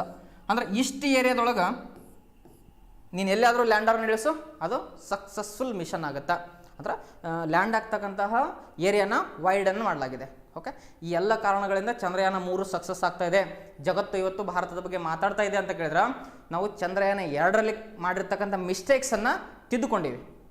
ಓಕೆ, ನೆಕ್ಸ್ಟ್ ಇದೇನಪ್ಪ ಅಂದ್ರೆ ಲ್ಯಾಂಡರ್ ಮಾಡ್ಯೂಲು, ಲ್ಯಾಂಡರಿಂದ ರೋವರು ಹೊರಗಡೆ ಬರುತ್ತೆ. ಹಾಗಾದರೆ ಇದರ ಲೈಫ್ ಸ್ಪ್ಯಾನ್ ಕೇಳ್ತಾನೆ. ಲ್ಯಾಂಡರ್ದು ಲೈಫ್ ಸ್ಪ್ಯಾನ್ ಎಷ್ಟು ರೀ, ಕಾಲಾವಧಿ ಅಂತ ನೋಡ್ತೀವಿ ನಾವು. ಲೈಫ್ ಸ್ಪ್ಯಾನ್ ಅಂತ ನೋಡ್ತೀವಿ. ಎಷ್ಟಂದ್ರೆ 14 ಡೇಸ್ ಅಂತ ಕರಿತೀವಿ. ಹೌದಾ, ಈ 14 ಡೇಸ್ ಏನಪ್ಪ ಅಂದ್ರೆ 14 ಡೇಸ್ ಅರ್ತ್ ಡೇಸ್, ಇದು ಅಂದ್ರೆ 14 ದಿನಗಳು. ಬಟ್ ಇದನ್ನು 1 ಲೂನಾರ್ ಡೇ ಅಂತ ಕರೀತಾರೆ. ಚಂದ್ರನಲ್ಲಿ ಇದನ್ನು 1 ಲೂನಾರ್ ಡೇ ಅಂತ ಕರೀತಾರೆ. 1 ಲೂನಾರ್ ಡೇ. ಲ್ಯಾಂಡರ್ದು 14 ಡೇಸು, ನೆಕ್ಸ್ಟು ರೋವರ್ದು ಕೂಡ ಎಷ್ಟು ಡೇಸು, 14 ಡೇಸು ಇದರ ಜೀವಿತಾವಧಿ. ಓಕೆ, ನೆಕ್ಸ್ಟ್ ಮುಂದುವರೆದು ನೋಡೋಣ. ಹಾಗಾದ್ರೆ ಇದ್ರೊಳಗೆ ಯಾವೆಲ್ಲ ಪೇಲೋಡ್ಗಳಿದಾವ್ರಿ ಅಂತ ನೋಡ್ತಾ ಹೋದ್ರೆ ಇಲ್ಲಿ ನೋಡ್ರಿ, ಇದ್ರೊಳಗೆ ಲ್ಯಾಂಡರ್ದು ಸ್ವಲ್ಪ ಸ್ಪೆಸಿಫಿಕೇಶನನ್ನು ನೋಡೋಣ. ಮಿಷನ್ ಲೈಫ್ ಎಷ್ಟಿದೆ, 1 ಲೂನಾರ್ ಡೇ ಇದೆ, 14 ಅರ್ತ್ ಡೇ ಅಂತ ಕರೀತಾರೆ. ಭೂಮಿಯ ಮೇಲೆ 14 ದಿನ, ಚಂದ್ರನ ಮೇಲೆ 1 ದಿನಕ್ಕೆ ಸಮ, ಲೂನಾರ್ ಡೇ ಅಂತ ಕರೀತಾರೆ. ಓಕೆ, ಇನ್ನು ಇದ್ರೊಳಗೆ ಪೇಲೋಡ್ ಎಷ್ಟು ಅದಾವು ಅಂತ ಕೇಳಿದ್ರೆ 3 ಪೇಲೋಡ್ಗಳದಾವೆ. ಎದ್ರೊಳಗಿದು ಲ್ಯಾಂಡರ್ ಒಳಗಡೆ ಎಷ್ಟು ಪೇಲೋಡ್ ಇದಾವೆ, 3 ಪೇಲೋಡ್ ಇದಾವೆ. ಓಕೆ, ನೆಕ್ಸ್ಟ್ ಕಮ್ಯುನಿಕೇಷನ್ ಎಲ್ಲಿ ಆಗುತ್ತೆ ನೋಡ್ರಿ, ಇದು IDS ಅನ್ನೇ ಕಮ್ಯುನಿಕೇಟ್ ಆಗುತ್ತೆ. ಇನ್ನೊಂದು ಸಾರಿ ಸಿಂಪಲ್ ಆಗಿ ನೋಡ್ರಿ, ಈಗ ಇಲ್ಲಿ ಲ್ಯಾಂಡರ್ ಐತೆ, ನೆಕ್ಸ್ಟ್ ಈ ಲ್ಯಾಂಡರಿಂದ ರೋವರ್ ಏನು ಮಾಡೈತೆ, ಹೊರಗಡೆ ಬಂದೈತೆ. ಹೌದಾ, ಇಲ್ಲಿ ಸುತ್ತತಕ್ಕಂತಹ ಪ್ರೊಪಲ್ಷನ್ ಮಾಡ್ಯೂಲ್ ಅಂತ ಕರೆದಿದ್ದೀವಲ್ಲ, ಈ ಪ್ರೊಪಲ್ಷನ್ ಮಾಡ್ಯೂಲ್ ಏನು ಮಾಡತ್ತಪ್ಪ ಅಂತ ಕೇಳಿದ್ರೆ ಇನ್ನೂ ಚಂದ್ರನನ್ನು ಸುತ್ತಾಗ್ತಿರುತ್ತೆ. ಕಮ್ಯುನಿಕೇಷನ್ ಹೆಂಗೆ ಮಾಡ್ತಾರೆ, ಇದನ್ನು ಭೂಮಿಯಿಂದ ಹೆಂಗೆ ಕಂಟ್ರೋಲ್ ಮಾಡ್ತಾರೆ ಅಂತ ಕೇಳಿದ್ರೆ ಇಸ್ರೋದ ಒಂದು ಕೇಂದ್ರ ಐತೆ, ಅದನ್ನು IDSN ಅಂತ ಕರೀತಾರೆ. ISRO deep space network, Indian deep space network. IDSN ಅಂದ್ರೇನು, ಇಂಡಿಯನ್ ಡೀಪ್ ಸ್ಪೇಸ್ ನೆಟ್ವರ್ಕ್. ಎಲ್ಲಿತ್ತಂದ್ರೆ ಬ್ಯಾಲಾಳ್ ಒಳಗೆ ಐತಿ. ಓಕೆ, ನೆಕ್ಸ್ಟ್ ಐಸ್ಟ್ರ್ಯಾಕ್ ಅಂತ ಕೂಡ ಕರೀತಾರೆ. ಐಸ್ಟ್ರ್ಯಾಕ್ ಅಂತಕ್ಕಂಥ ಒಂದು ಸಂಸ್ಥೆ ಕೂಡ ಐತೆ. ಐಸ್ಟ್ರ್ಯಾಕ್ ಅಂತ ಕೇಳಿದ್ರೆ ISRO telemetry tracking and command network ಅಂತ ಕರೀತಾರೆ. ಓಕೆ, ಈ 2 ಕೇಂದ್ರಗಳಿಂದ ಏನು ಮಾಡ್ತಾರೆ ಅಂತ ಕೇಳಿದ್ರೆ ಈ ಒಂದು ಮಿಷನನ್ನು ಕಂಟ್ರೋಲ್ ಮಾಡಲಾಗುತ್ತಾ, ಸಿಗ್ನಲ್ಸ್ಗಳನ್ನು ಕಳಿಸೋದಾಗಿರಲಿ, ಸಿಗ್ನಲ್ಸ್ಗಳನ್ನು ರಿಸೀವ್ ಮಾಡ್ಕೊಳೋದಾಗಲಿ ಮಾಡ್ತಾರೆ. ಓಕೆ, ಹಾಗಾದ್ರೆ ಈ ರೋವರು ತನ್ನ ಸಿಗ್ನಲನ್ನು ಯಾರಿಗೆ ಕಳಿಸುತ್ತಾ, ಲ್ಯಾಂಡರಿಗೆ ಕಳಿಸುತ್ತೆ. ಈ ಲ್ಯಾಂಡರು ತನ್ನ ಸಿಗ್ನಲ್ಗಳನ್ನು ಪ್ರೊಪಲ್ಷನ್ ಮಾಡ್ಯೂಲ್ಗೂ ಕಳಿಸ್ಬೋದು, ಬಿಟ್ರೆ IDSNಗೂ ಕಳಿಸ್ಬೋದು. ಅಂದರೆ ಭೂಮಿಯ ಮೇಲೆ ಇರತಕ್ಕಂತಹ ಇಸ್ರೋದ ಸಂಸ್ಥೆ ಡೀಪ್ ಸ್ಪೇಸ್ ನೆಟ್ವರ್ಕ್ಗೂ ಕನೆಕ್ಷನ್ ಇರುತ್ತಾ, ಮತ್ತು ಪ್ರೊಪಲ್ಷನ್ ಮಾಡ್ಯೂಲ್ಗೂ ಕನೆಕ್ಷನ್ ಇರುತ್ತೆ. ಬಟ್ ರೋವರ್ದು ನೋಡ್ರಿ, ರೋವರ್ ಕೇವಲ ಲ್ಯಾಂಡರಿಗೆ ಮಾತ್ರ ಇನ್ಫಾರ್ಮೇಷನ್ ಕಳಿಸುತ್ತೆ. ಲ್ಯಾಂಡರ್ ಇಲ್ಲಿಂದ ಪ್ರೊಪಲ್ಷನ್ ಮಾಡ್ಯೂಲಿಂದ ಬೆಂಗಳೂರಿಗೆ ಏನು ಮಾಡ್ತದೆ, ಇನ್ಫಾರ್ಮೇಷನ್ ವರ್ಗಾವಣೆ ಆಗುತ್ತೆ. ಓಕೆ, ಸೊ ಅದನ್ನ ಇಲ್ಲಿ ಕಮ್ಯುನಿಕೇಷನ್ ಅನ್ನು ಕೊಟ್ಟಾರ. ಲ್ಯಾಂಡಿಂಗ್ ಸೈಟ್ ಮಂಜಿನಸ್ ಅಂತ ಕರೀತಾರೆ. ಮ್ಯಾಂಜಿನಸ್ ಅಂತಕ್ಕಂಥದ್ದು ಚಂದ್ರಯಾನ 3ರ ಲ್ಯಾಂಡಿಂಗ್ ಸೈಟ್ ಆಗಿದೆ. ಈ ಒಂದು ಲ್ಯಾಂಡಿಂಗ್ ಸೈಟಲ್ಲಿ ಲ್ಯಾಂಡ್ ಮಾಡಲಾಗಿದೆ. ಓಕೆ, ಇನ್ನು ನೆಕ್ಸ್ಟ್ ರೋವರ್ ಬಗ್ಗೆ ಒಂದಿಷ್ಟು ಸ್ಪೆಸಿಫಿಕೇಶನನ್ನು ನೋಡೋದಾಯ್ತು ಅಂತ ಕೇಳಿದ್ರೆ ಇದ್ರದ್ದು ಕೂಡ ಮಿಷನ್ ಲೈಫ್ ಎಷ್ಟೈತೆ, 1 ಲೂನಾರ್ ಡೇ ಅಂದ್ರೆ 14 ಡೇಸ್ ಇದರದ್ದು ಒಂದು ಜೀವಿತಾವಧಿ ಐತೆ. ಇದರ ತೂಕ ನೋಡ್ರಿ ಕೇವಲ 26 kg ಐತೆ. ಓಕೆ, ಇದ್ರ ನೋಡಿ ಕಮ್ಯುನಿಕೇಷನ್ ಯಾರಿಗೆ ಕೊಡ್ತಾ ಇದ್ದಿದ್ದು, ಲ್ಯಾಂಡರಿಗೆ ಕಮ್ಯುನಿಕೇಟ್ ಮಾಡುತ್ತೆ. ಲ್ಯಾಂಡರ್ಗೆ ಒಂದು ಕನೆಕ್ಷನ್ನು ಇರುತ್ತಾ. ಕ್ಲಿಯರ್. ನೆಕ್ಸ್ಟ್ ಹಾಗಾದ್ರೆ ಈ ಲ್ಯಾಂಡರಲ್ಲಿ ನಾನು 3 ಪೇಲೋಡ್ ಇರ್ತಾವೆ ಅಂತ ಹೇಳಿದೆ. ಅವು 3 ಪೇಲೋಡ್ ಯಾವುವು ಅಂತ ನೋಡ್ತಾ ಬಂದ್ರೆ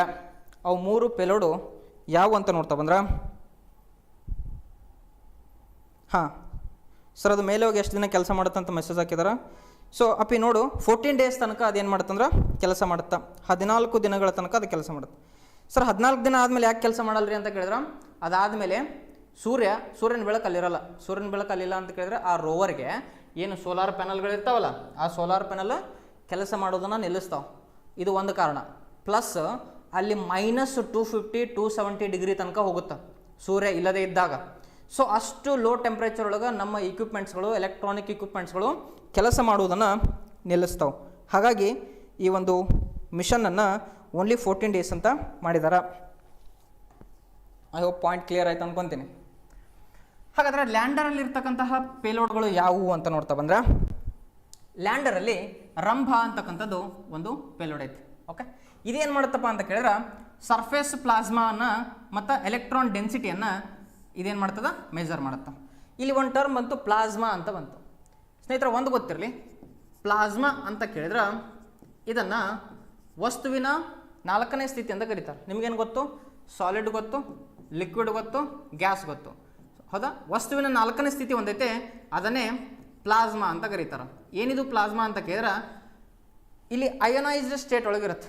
ಹೈ ಎನರ್ಜಿ ಪಾರ್ಟಿಕಲ್ಗಳು ಇಲ್ಲಿ ಅಯಾನಿಕ್ ಸ್ಟೇಟ್ ಒಳಗಿರ್ತಾವೆ, ಹೌದಾ? ಅದನ್ನೇ ಪ್ಲಾಸ್ಮಾ ಅಂತ ಕರೀತಾರೆ. ಈ ಪ್ಲಾಸ್ಮಾದ ಬಗ್ಗೆ ಅಧ್ಯಯನ ಮಾಡ್ತಾ ಈ ರಂಭ ಅಂತಕ್ಕಂತಹ ಒಂದು ಪೆಲೋಡ್, ಇದು ಲ್ಯಾಂಡರಲ್ಲಿ ಇರ್ತಕ್ಕಂಥ ಪೆಲೋಡ್. ನೆಕ್ಸ್ಟ್ ಇಲ್ಲಿ ಚಾಸ್ಟೆ ಅಂತಕ್ಕಂಥದ್ದು ಇನ್ನೊಂದು ಪೆಲೋಡ್ ಐತೆ. ಇದರ ಹೆಸರೇನ? ಚಾಸ್ಟೆ ಫುಲ್ ಫಾರ್ಮ್ ಎಕ್ಸಾಮ್ ಒಳಗೆ ಕೇಳ್ಬೋದು. ಚಾಸ್ಟೆ ಯ ಫುಲ್ ಫಾರ್ಮ್ ವಿಸ್ತರಿಸಿ ಬರೀರಿ ಅಂತ ಕೇಳ್ಬೋದು. ಚಂದ್ರಾಸ್ ಸರ್ಫೇಸ್ ಥರ್ಮೋಫಿಸಿಕಲ್ ಎಕ್ಸ್ಪೆರಿಮೆಂಟ್ ಅಂತ ಐತೆ. ಅಂದ್ರೆ ಚಂದ್ರನ ಸರ್ಫೇಸ್ ಮೇಲೆ ಎಷ್ಟು ತಾಪಮಾನ ಐತೆ ಅನ್ನೋದನ್ನ ಅಳತೆ ಮಾಡ್ತಕ್ಕಂತಹ ಇನ್ಸ್ಟ್ರೂಮೆಂಟ್ ಯಾವುದು ಅಂತ ಕೇಳಿದ್ರೆ ಚಾಸ್ಟೆ ಅಂತ ಕರಿತೀವಿ. ಓಕೆ, ಚಂದ್ರಾಸ್ ಸರ್ಫೇಸ್ ಥರ್ಮೋಫಿಸಿಕಲ್ ಎಕ್ಸ್ಪೆರಿಮೆಂಟ್ ಅಂತ ಕರಿತೀವಿ. ಇಲ್ಲಿ ನೋಡಿ, properties of lunar surface on polar region. Polar region ಒಳಗೆ ಯಾವ ರೀತಿ ಟೆಂಪರೇಚರ್ ಇರುತ್ತೆ ಅನ್ನೋದನ್ನ ಫೈಂಡ್ ಔಟ್ ಮಾಡುತ್ತೆ. ಇನ್ನು ನೆಕ್ಸ್ಟ್ ಇಲ್ಸಾ ಅಂತಕ್ಕಂಥದ್ದು ಇನ್ನೊಂದು ಪೇಲೋಡ್ ಐತೆ. ಇದೇನಪ್ಪ ಅಂದ್ರೆ instrument for lunar seismic activity ಅಂತ ಐತೆ. ಲೂನಾರ್ ಸಿಸ್ಮಿಕ್ ಆಕ್ಟಿವಿಟಿ ಏನದು? ಲೂನಾರ್ ಸಿಸ್ಮಿಕ್ ಆಕ್ಟಿವಿಟಿ ಅಂತ ಕೇಳಿದ್ರೆ ನಿಮಗೆ ಗೊತ್ತಿರಲಿ, ಭೂಮಿಯ ಮೇಲೆ ಭೂಕಂಪ ಆಗಿದೆ ಅನ್ನೋದನ್ನು ತಿಳ್ಕೊಳ್ಳಿಕ್ಕೆ ನಾವೇನು ಮಾಡ್ತೀವಿ ಅಂತ ಕೇಳಿದ್ರೆ ಸಿಸ್ಮೋಗ್ರಫಿಯನ್ನು ಬಳಸ್ತೇವೆ. ಸಿಸ್ಮೋಗ್ರಾಫ್ ಅಂತ ಕರಿತೀವಿ. ಭೂಕಂಪ ಆಯಿತು ಅಂದ್ರೆ ಭೂಕಂಪವನ್ನು ಅಳಿಲಿಕ್ಕೆ ಸಿಸ್ಮೋಗ್ರಾಫನ್ನು ಬಳಸ್ತೇವೆ. ಸೊ ಅದೇ ಥರ ಭೂಕಂಪವನ್ನು ಅಳೆಯೋದಕ್ಕೆ ಹೆಂಗೆ ಸಿಸ್ಮೋಗ್ರಾಫನ್ನು ಬಳಸ್ತಾರ, ಆ ಭೂಕಂಪವನ್ನು ಅಳಿಲಿಕ್ಕೆ ಸಿಸ್ಮೋಗ್ರಾಫ್ ಬಳಸೋದ್ರಿಂದ ಏನು ಗೊತ್ತಾಗುತ್ತೆ ಅಂತ ಕೇಳಿದ್ರೆ ಭೂಮಿಯ ಆಂತರಿಕ ರಚನೆ ಹೆಂಗೈತೆ, ಕ್ರಸ್ಟು, ಮ್ಯಾಂಟಲ್ಲು, ಕೋರು ಅಂತ ನೋಡ್ತೀವಲ್ಲ, ಅದರ ಒಂದು ಆಂತರಿಕ ರಚನೆ ಹೆಂಗೈತೆ. ನೆಕ್ಸ್ಟು ನಾವೇನು ನೋಡ್ಬೋದು ಅಂತ ಕೇಳಿದ್ರೆ ಪ್ಲೇಟ್ ಟೆಕ್ಟಾನಿಕ್ಸ್ ಅಂತ ಕರಿತೀವಿ. ಅಂದ್ರೆ ಭೂ ಅಂತರದೊಳಗೆ, ಭೂಮಿ ಒಳಗಡೆ ಭೂ ಫಲಕಗಳು ಅಂತ ಕನ್ನಡದೊಳಗೆ ಕರಿತೀವಿ. ಪ್ಲೇಟ್ ಟೆಕ್ಟಾನಿಕ್ಸ್ ಅಂತ ಕರಿತೀವಿ. ಅದರ ಮೂಮೆಂಟ್ ಯಾವ ರೀತಿ ಐತೆ ಅನ್ನೋದನ್ನು ಕೂಡ ಅಧ್ಯಯನ ಮಾಡ್ತೀವಿ. ಅದೇ ಥರ ಇಲ್ಲಿ ಇಲ್ಸಾ ಅಂತಕ್ಕಂತಹ ಇನ್ಸ್ಟ್ರೂಮೆಂಟ್ ಏನು ಮಾಡುತ್ತೆ ಅಂತ ಕೇಳಿದ್ರೆ, ಲ್ಯಾಂಡರಲ್ಲಿ ಇರ್ತಕ್ಕಂಥ ಇನ್ಸ್ಟ್ರೂಮೆಂಟು ಚಂದ್ರನ ಮೇಲೆ ಸಿಸ್ಮಿಕ್ ಆಕ್ಟಿವಿಟಿಯನ್ನು ಅಧ್ಯಯನ ಮಾಡುತ್ತೆ. ಅದನ್ನು ಅಧ್ಯಯನ ಮಾಡೋದ್ರಿಂದ ಚಂದ್ರನ ಸ್ಟ್ರಕ್ಚರ್ ಹೆಂಗೈತೆ, ಭೂಮಿ ಥರ ಅದು ಕೋರು ಕ್ರಸ್ಟು, ಕೋರು, ಮ್ಯಾಂಟಲ್ ಅಂತ ಐತೋ ಅಥವಾ ಬೇರೆ ಥರ ಐತೋ, ಹಾಗಾದ್ರೆ ಚಂದ್ರನೊಳಗೆ ಪ್ಲೇಟ್ಗಳು ಯಾವ ರೀತಿ ಮೂಮೆಂಟ್ ಹಾಕುತ್ತಾವು, ಭೂ ಫಲಕಗಳು ಯಾವ ರೀತಿ ಚಲನೆಯಲ್ಲಿದ್ದಾವು ಅನ್ನೋದನ್ನು ಪ್ರತಿಯೊಂದನ್ನು ಕೂಡ ಏನು ಮಾಡ್ತಿದ್ದೋ ಮೆಜರ್ ಮಾಡುತ್ತಾ. ಅಂದ್ರೆ ಜಸ್ಟ್ ಆಂತರಿಕ ರಚನೆಯನ್ನು ಇದರಿಂದ ನಾವೇನು ಮಾಡ್ಬೋದು, ಚೆಕ್ ಮಾಡ್ಬೋದು. ಇನ್ನು ರೋವರಲ್ಲಿರ್ತಕ್ಕಂತಹ ಪೇಲೋಡ್ಗಳು, ನಿಮ್ಮ ಕ್ವಶನ್ ಕೇಳ್ಬೋದು, ಚಂದ್ರಯಾನ 3ರಲ್ಲಿ ಚಂದ್ರನ ಸಿಸ್ಮಿಕ್ ಆಕ್ಟಿವಿಟಿ ಬಗ್ಗೆ ಅಧ್ಯಯನ ಮಾಡಲಿಕ್ಕೆ ಕಳಿಸಿರ್ತಕ್ಕಂತಹ ವೈಜ್ಞಾನಿಕ ಉಪಕರಣದ ಹೆಸರೇನು ಅಂತ ಕೇಳ್ಬೋದು. ILSA, instrument for lunar seismic activity. ಚಂದ್ರನ ಮೇಲೆ ತಾಪಮಾನದ ಬಗ್ಗೆ ಅಧ್ಯಯನ ಮಾಡಲಿಕ್ಕೆ ಕಳಿಸಿರ್ತಕ್ಕಂಥದ್ದು ಚಾಸ್ಟೆ. ಚಂದ್ರನ ಮೇಲೆ ನಾವೇನು ಮಾಡ್ಬೋದು, ಪ್ಲಾಸ್ಮಾ ಸ್ಥಿತಿ ಬಗ್ಗೆ ಅಧ್ಯಯನ ಮಾಡಲಿಕ್ಕೆ ರಂಭ ಅಂತಕ್ಕಂಥ ಇನ್ಸ್ಟ್ರೂಮೆಂಟನ್ನು ಕಳಿಸಲಾಗಿದೆ. ಓಕೆ, ಇನ್ನು ನೆಕ್ಸ್ಟ್ ರೋವರಲ್ಲಿರ್ತಕ್ಕಂತಹ ಪೇಲೋಡ್ ಯಾವುದಂದ್ರೆ APXS ಅಂತ ಕರಿತೀವಿ. ಅಲ್ಫಾ ಪಾರ್ಟಿಕಲ್ ಎಕ್ಸ್ರೇ ಸ್ಪೆಕ್ಟ್ರೋಮೀಟರ್ ಅಂತ ಕರೀತಾರೆ.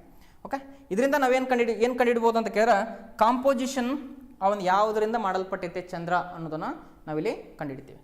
ನೆಕ್ಸ್ಟು ಲಿಬ್ಸ್ ಅಂತ ಐತೆ. ಇದು very important, exam point of very important. LIBS technology ಅಂತ ಕರೀತಾರೆ. ಏನದು ಲಿಬ್ಸ್ ಟೆಕ್ನಾಲಜಿ ಅಂತ ಕೇಳಿದ್ರೆ laser induced break down spectroscope ಅಂತ ಕರೀತಾರೆ. ಈ ಲಿಬ್ಸ್ ಟೆಕ್ನಾಲಜಿ ಏನೈತಪ್ಪ ಅಂತ ಕೇಳಿದ್ರೆ ಫಸ್ಟ್ನೇ question LIBS full form. Okay, laser induced break down spectroscope. ಇದೇನು ಮಾಡುತ್ತೆ ಅಂತ ಕೇಳಿದ್ರೆ ಲ್ಯಾಂಡರ್ ಹೋಗಿ ಏನು ಎಳೆದಿರ್ತದಲ್ಲ ಆ ಸ್ಥಳದೊಳಗೆ ಇದು ಅಲ್ಲಿರ್ತಕ್ಕಂತಹ ರಾಕ್ಸ್ಗಳ ಮೇಲೆ, ಬಂಡೆಗಳ ಮೇಲೆ ಅಥವಾ ಚಂದ್ರನ ಸರ್ಫೇಸ್ ಮೇಲೆ ಲೇಸರ್ ಕಿರಣಗಳನ್ನು ಹಾಯಿಸುತ್ತೆ. ಹೈ ಎನರ್ಜಿ ಇರ್ತಕ್ಕಂಥ ಲೇಸರ್ ಕಿರಣಗಳನ್ನು ಹಾಯಿಸೋದ್ರಿಂದ ಅಲ್ಲಿ ಪ್ಲಾಸ್ಮಾ ಸ್ಟೇಟ್ ಉಂಟಾಗುತ್ತಾ, ಅಲ್ಲಿ ಅಯಾನ್ಸ್ ಕ್ರಿಯೇಟ್ ಆಗ್ತಾವೆ. ಆ ಅಯಾನ್ಸ್ಗಳನ್ನು ಸ್ಟಡಿ ಮಾಡೋದ್ರಿಂದ ಅಲ್ಲಿ ಕೆಮಿಕಲ್ ಕಾಂಪೋಸಿಷನ್ ಏನೈತೆ, ಚಂದ್ರನ ಮೇಲೆ ಏನೆಲ್ಲ ಕೆಮಿಕಲ್ಸ್ಗಳು ಸಿಗ್ತಾವು ಅನ್ನೋದನ್ನು ಇಲ್ಲಿ ಏನು ಮಾಡ್ತಾರೆ, ಪತ್ತೆ ಹಚ್ಚಲಾಗುತ್ತಾ. ಇದನ್ನು ಲಿಬ್ಸ್ ಟೆಕ್ನಾಲಜಿ ಅಂತ ಕರೀತಾರೆ. ಓಕೆ, ಹಾಗಾದ್ರೆ ಚಂದ್ರನ ಮೇಲೆ ಇರ್ತಕ್ಕಂತಹ ಸಾಯಿಲ್ ಆಗಿರಲಿ, ರಾಕ್ಸ್ ಆಗಿರಲಿ, ನೆಕ್ಸ್ಟ್ ಯಾವೆಲ್ಲ ಮಿನರಲ್ಗಳು ಅಲ್ಲಿ ಸಿಗಬಹುದು ಅನ್ನೋದನ್ನು ಅಧ್ಯಯನವನ್ನು ಈ ಒಂದು ಲಿಬ್ಸ್ ಟೆಕ್ನಾಲಜಿಯಿಂದ ಮಾಡ್ತಾರೆ.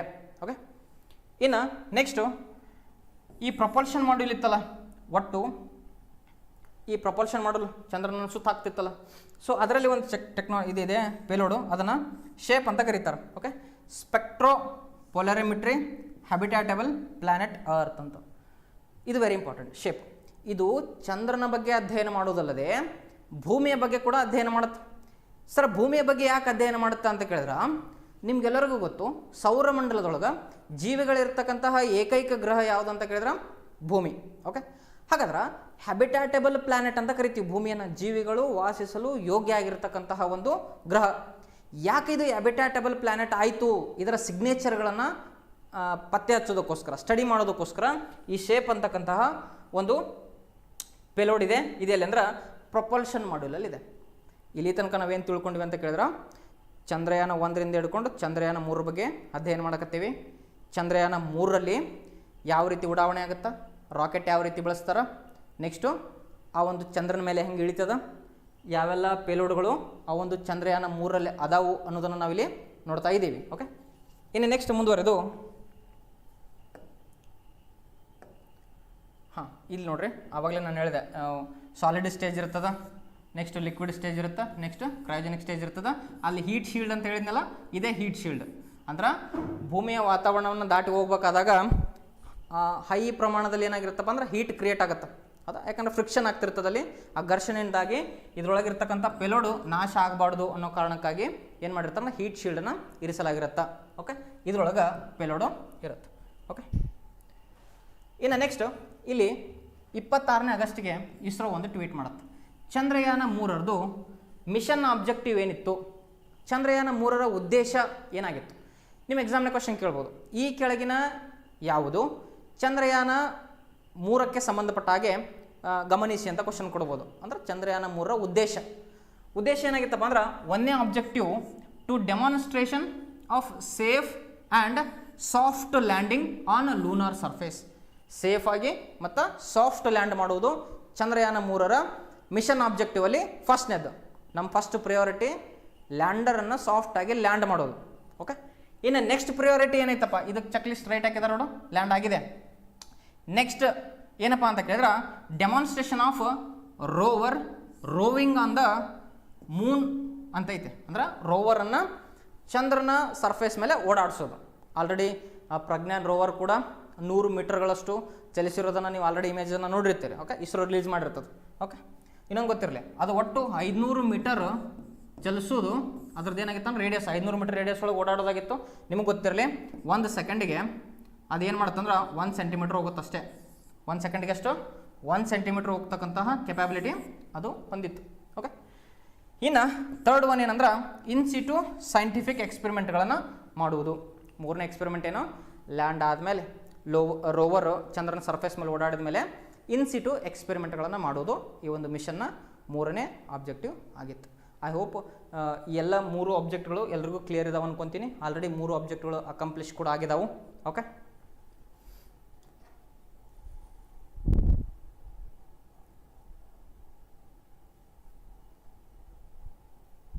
ಇನ್ನು ನೆಕ್ಸ್ಟ್ ನೋಡ್ತಾ ಬಂದ್ರೆ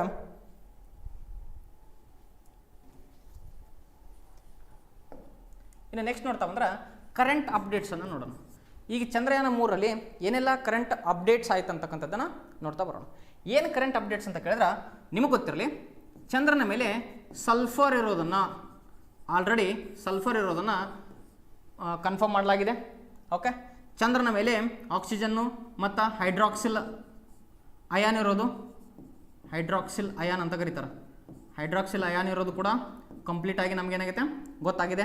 ಓಕೆ, ನೆಕ್ಸ್ಟು ಚಂದ್ರನ ಮೇಲೆ ಅಲ್ಯೂಮಿನಿಯಂ ಆಗಿರಲಿ, ಮೆಗ್ನೀಷಿಯಮ್ ಆಗಿರಲಿ, ಐರನ್ ಆಗಿರಲಿ, ಇವೆಲ್ಲವೂ ಕೂಡ ಮಿನರಲ್ಗಳದಾವ ಅಂತ ಗೊತ್ತು. ಇನ್ನೊಂದು ತಿಳ್ಕೊಡ್ರಿ, ಇಲ್ಲಿ ರೇರ್ ಅರ್ತ್ ಎಲಿಮೆಂಟ್ ಅಂತ ಕರೀತಾರೆ. ರೇರ್ ಅರ್ತ್ ಎಲಿಮೆಂಟ್ಗಳ ಇರುವಿಕೆ ಕೂಡ ಪತ್ತೆ ಆಗಿದೆ. ರೇರ್ ಅರ್ತ್ ಎಲಿಮೆಂಟ್ ಅಂತ ಕರೀತಾರೆ. ಹೌದಾ, ಅಪರೂಪದ ಭೂಖನಿಜಗಳು ಅಂತ ಕರೀತಾರೆ. ಹೌದಾ, ಇಲ್ಲಿ ನೋಡ್ರಿ, ಹೀಲಿಯಂ 3 ಅಂತ ಕರಿತೀವಿ. ಹೀಲಿಯಂ 3, ಈ ಹೀಲಿಯಂ 3 ಇರೋದು ಕೂಡ ಬಹುತೇಕ ಪತ್ತೆ ಆಗಿದೆ, ಕನ್ಫರ್ಮ್ ಆಗಿದೆ. ಸರ್, ಹೀಲಿಯಂ 3 ಇರೋದ್ರಿಂದ ಏನು ಉಪಯೋಗ ಅಂತ ಕೇಳಿದ್ರೆ ಸ್ನೇಹಿತರೆ ಒಂದು ಗೊತ್ತಿರಲಿ, ಈ ಹೀಲಿಯಂ 3 ಅನ್ನೋದನ್ನು ನಾವೇನು ಕರಿತೀವಿ ಅಂತ ಕೇಳಿದ್ರೆ ಬೈಜಿಕ ಇಂಧನ ಅಂತ ಕರಿತೀವಿ. ಬೈಜಿಕ ಇಂಧನ ಯಾಕೆ ಕರಿತೀವಿ ಅಂದ್ರೆ ಇದನ್ನು ಬೈಜಿಕ ಸಮ್ಮಿಲನ ಕ್ರಿಯೆ ಒಳಗೆ ಬಳಸ್ಬೋದು. ಬೈಜಿಕ ಸಮ್ಮಿಲನ ಕ್ರಿಯೆ ಒಳಗೆ ನಾವೇನು ಮಾಡ್ಬೋದು, ಈ ಒಂದು ಹೀಲಿಯಂ 3ಯನ್ನು ಬಳಸ್ಬೋದು. ಈ ಬೈಜಿಕ ಸಮ್ಮಿಲನ ಕ್ರಿಯೆ ಮೂಲಕ ನಾವೇನು ಮಾಡ್ಬೋದು, ಶಕ್ತಿಯನ್ನು ಉತ್ಪಾದನೆ ಮಾಡ್ಬೋದು. ಹೌದಾ, ಈ ಶಕ್ತಿಯಿಂದ ನಾವೇನು ಮಾಡ್ಬೋದು, ರಾಕೆಟ್ಗೆ ಇಂಧನ ಆಗಿರಲಿ, ಅಲ್ಲಿರ್ತಕ್ಕಂಥ ಇಕ್ವಿಪ್ಮೆಂಟ್ಸ್ಗಳಿಗೆ ಇಂಧನ ಆಗಿರಲಿ, ಅಲ್ಲೇ ನಾವು ತಯಾರು ಮಾಡ್ಕೊಳ್ಳೋಕೆ ಅವಕಾಶ ಐತೆ. ಓಕೆ, ಯಾಕೆ ಎಲ್ಲರೂ ಚಂದ್ರನ ಮೇಲೆ ಅವೋದೋ ಇವೋದೋ ಅಂತ ಚೆಕ್ ಮಾಡೋಕೆ ಹೋಗ್ತಾರೆ ಅಂತ ಕೇಳಿದ್ರೆ ಸಿಗ್ನಿಫಿಕೆನ್ಸ್ ಏನು ಚಂದ್ರಯಾನ ಮಾಡೋದು ಅಂತ ಕೇಳಿದ್ರೆ, ಅಲ್ಲಿ ಒಂದು ವೇಳೆ ಆಕ್ಸಿಜನ್ ಐತಿ ಅಂದ್ರೆ ಸಲ್ಫರ್ ಐತಿ, ಆಕ್ಸಿಜನ್ ಐತಿ, ಹೈಡ್ರಾಕ್ಸಿಲ್ ಆಟಮ್ ಎಲ್ಲ ಅದಾವ ಅಂತ ಕೇಳಿದ್ರೆ ಅಲ್ಲಿ ಹ್ಯಾಬಿಟ್ಯಾಟಬಲ್ ಪ್ಲಾನೆಟ್ ಆಗುತ್ತಾ. ಮನುಷ್ಯ ಮಂಗಳನ ಮೇಲೆ ಕಾಲೋನಿಯನ್ನು ಮಾಡ್ಬೇಕಂತ ಹೊರಟಿದ್ದಾನೆ. ಹಾಗಾಗಿ ಮಂಗಳನ ಮೇಲೆ ಫಸ್ಟ್ ಹೋಗ್ಬೇಕಂದ್ರೆ ಮೊದಲು ಮೂನ್ ಮೇಲೆ ಏನೈತೆ ತಿಳ್ಕೊಂಡು ನೆಕ್ಸ್ಟ್ ಮಂಗಳನ ಬಗ್ಗೆ ಸ್ಟಡಿ ಮಾಡಬೇಕು. ಓಕೆ, ಸೊ ಹಾಗಾಗಿ ಈ ಹೀಲಿಯಂ 3 ಕೂಡ ಅಲ್ಲಿರೋ ಕಾರಣಕ್ಕಾಗಿ ನಾವು ಅಲ್ಲಿ ಎನರ್ಜಿಯನ್ನು ಪ್ರೊಡ್ಯೂಸ್ ಮಾಡ್ಬೋದು. ಓಕೆ, ಇನ್ನು ಇನ್ನೊಂದು ಗೊತ್ತಿರಲಿ, ಈಗಾಗಲೇ 1 hour 2 hour back I think morning ನಾನು ನ್ಯೂಸ್ ನೋಡಬೇಕಾದಾಗ ವಿಕ್ರಮ್ ಲ್ಯಾಂಡರನ್ನು ಹೈಬರ್ನೇಷನ್ ಮಾಡಲಾಗಿದೆ. ಹೈಬರ್ನೇಷನ್, ಈ ವಿಕ್ರಮ್ ಲ್ಯಾಂಡರನ್ನು ಹೈಬರ್ನೇಷನ್ ಮಾಡೋದಕ್ಕಿಂತ ಮುಂಚೆ ಈ ವಿಕ್ರಮ್ ಲ್ಯಾಂಡರನ್ನು ಪುನಃ ಲಾಂಚ್ ಉಡಾವಣೆ ಮಾಡಿ 30ರಿಂದ 40 ಸೆಂಟಿಮೀಟರ್ ದೂರ ಹೋಗಿ ಪುನಃ ಸಾಫ್ಟ್ ಲ್ಯಾಂಡಿಂಗ್ ಮಾಡಲಾಗಿದೆ. ಈ ಯಾರಾದರೂ ಕ್ಯೂರಿಯಾಸಿಟಿ ಇತ್ತು ಅಂದಾಗ ಇಸ್ರೋದ ಟ್ವಿಟರ್ ಅಕೌಂಟ್ ತೆಗೆದು ನೋಡ್ರಿ, ಅಲ್ಲಿ ವಿಕ್ರಮ್ ಲ್ಯಾಂಡೆಡ್ ಅಗೇನ್ ಸಾಫ್ಟ್ಲಿ ಅಂತ ಐತೆ. ಅಂದರೆ 2ನೇ ಸಾರಿ ವಿಕ್ರಮ್ ಲ್ಯಾಂಡರ್ ಏನು ಮಾಡಿತು, ಸೇಫ್ ಆಗಿ ಲ್ಯಾಂಡ್ ಆಯಿತು ಅಂತ ಕೇಳ್ದಂಗೆ. ಓಕೆ, 30ರಿಂದ 40 ಸೆಂಟಿಮೀಟ್ರ್ ದೂರದಲ್ಲಿ ಹೋಗಿದ್ದು ಏನಾಯ್ತಪ್ಪ ಅಂದ್ರೆ ಲ್ಯಾಂಡ್ ಆಯಿತು. ಸರ್ ಇದರಿಂದ ಏನು ಉಪಯೋಗ ರೀ ಅಂತ ಕೇಳಿದ್ರೆ, ಒಂದು ವೇಳೆ ಇನ್ ಫ್ಯೂಚರ್ ಮಿಷನ್ ಒಳಗೆ ನಾವು ಇದ್ರೊಳಗೆ ಲ್ಯಾಂಡರ್ ಒಳಗೆ ಹೆಚ್ಚಿನ ಇಂಧನ ಆಲ್ರೆಡಿ ಕಳಿಸಿದ್ವಿ ಅಂತ ತಿಳ್ಕೊ, ಚಂದ್ರನ ಮೇಲೆ ಹೋಗಿ ಲ್ಯಾಂಡ್ ಆಯಿತು, ಸ್ಯಾಂಪಲ್ಸ್ಗಳನ್ನು ಕಲೆಕ್ಟ್ ಮಾಡಿಕೊಂಡು ಅಲ್ಲಿಂದ ಪುನಃ ಉಡಾವಣೆಯಾಗಿ ಭೂಮಿಗೆ ಬರಲಿಕ್ಕೆ ಇದು ಪುನಃ ಇದು ಇಲ್ಲಿಂದ ಉಡಾವಣೆಯಾಗಿ ಸ್ವಲ್ಪ ಹೈಟ್ ಎತ್ತರಕ್ಕೆ ಹೋಗಿ 30ರಿಂದ 40 ಸೆಂಟಿಮೀಟರ್ ದೂರ ಹೋಗಿ ಲ್ಯಾಂಡ್ ಆಗೈತೆ ಅಂತಂದ್ರೆ ಇದ್ರೊಳಗೆ ಇಂಧನ ಇತ್ತಂದ್ರೆ ಇಲ್ಲಿಂದ ಉಡಾವಣೆ ಮಾಡಿ ವಾಪಸ್ ನಾವೇನು ಮಾಡ್ಬೋದು, ಭೂಮಿಗೆ ಏನು ಮಾಡ್ಬೋದು, ಸ್ಯಾಂಪಲನ್ನು ರಿಟರ್ನ್ ತರ್ಬೋದು. ಮತ್ತು ಮ್ಯಾನ್ಡ್ ಮಿಷನ್ನ ಮಾಡಲಿಕ್ಕೂ ಕೂಡ ಈ ಒಂದು ಟೆಕ್ನಿಕನ್ನು ಬಳಸ್ಕೋಬೋದು. ಓಕೆ, ಇದಾದ ಮೇಲೆ ವಿಕ್ರಮ್ ಲ್ಯಾಂಡರ್ನ ಏನು ಮಾಡಿದಾರೆ, ಈ ಅದೇನು ರ್ಯಾಂಪ್ ಇತ್ತಲ್ಲ ರೋವರ್ ಹೊರಗಡೆ ಬರಲಿಕ್ಕೆ, ಆ ರ್ಯಾಂಪನ್ನು ಕ್ಲೋಸ್ ಮಾಡಿ ವಿಕ್ರಮನ್ನು ಹೈಬರ್ನೇಷನ್ ಅಂತ ಕೇಳಿದ್ರೆ ಅದರದ ಎಲ್ಲ ಆಪ್ರೇಷನನ್ನು ಸ್ಟಾಪ್ ಮಾಡಿ ಆಫ್ ಮಾಡೋದಾಗಿದೆ ಅಂದಂಗೆ, ಸಿಂಪಲ್ಲಾಗಿ ಆಫ್ ಮಾಡಲಾಗಿದೆ. ಬಟ್ ಸಿಗ್ನಲ್ಸ್ ಇನ್ನೂ ಆನ್ ಇದಾವೆ, ಸಿಗ್ನಲ್ ಆನ್ ಇರುತ್ತೆ.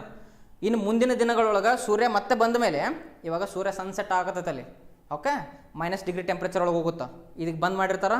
ಮತ್ತೆ ಅಗೇನ್ ಸೂರ್ಯ ಬಂದ ಮೇಲೆ ಇನ್ನೊಮ್ಮೆ ಆನ್ ಮಾಡೋಕ್ಕೆ ಟ್ರೈ ಮಾಡ್ತಾರೆ ಆ ಸಿಗ್ನಲ್ಸಿಂದ. ಒಂದು ವೇಳೆ ಆನ್ ಆಯಿತು ಅಂತ ಕೇಳಿದ್ರೆ ಅಗೇನ್ ಕೆಲಸ ಸ್ಟಾರ್ಟ್ ಆಗುತ್ತೆ.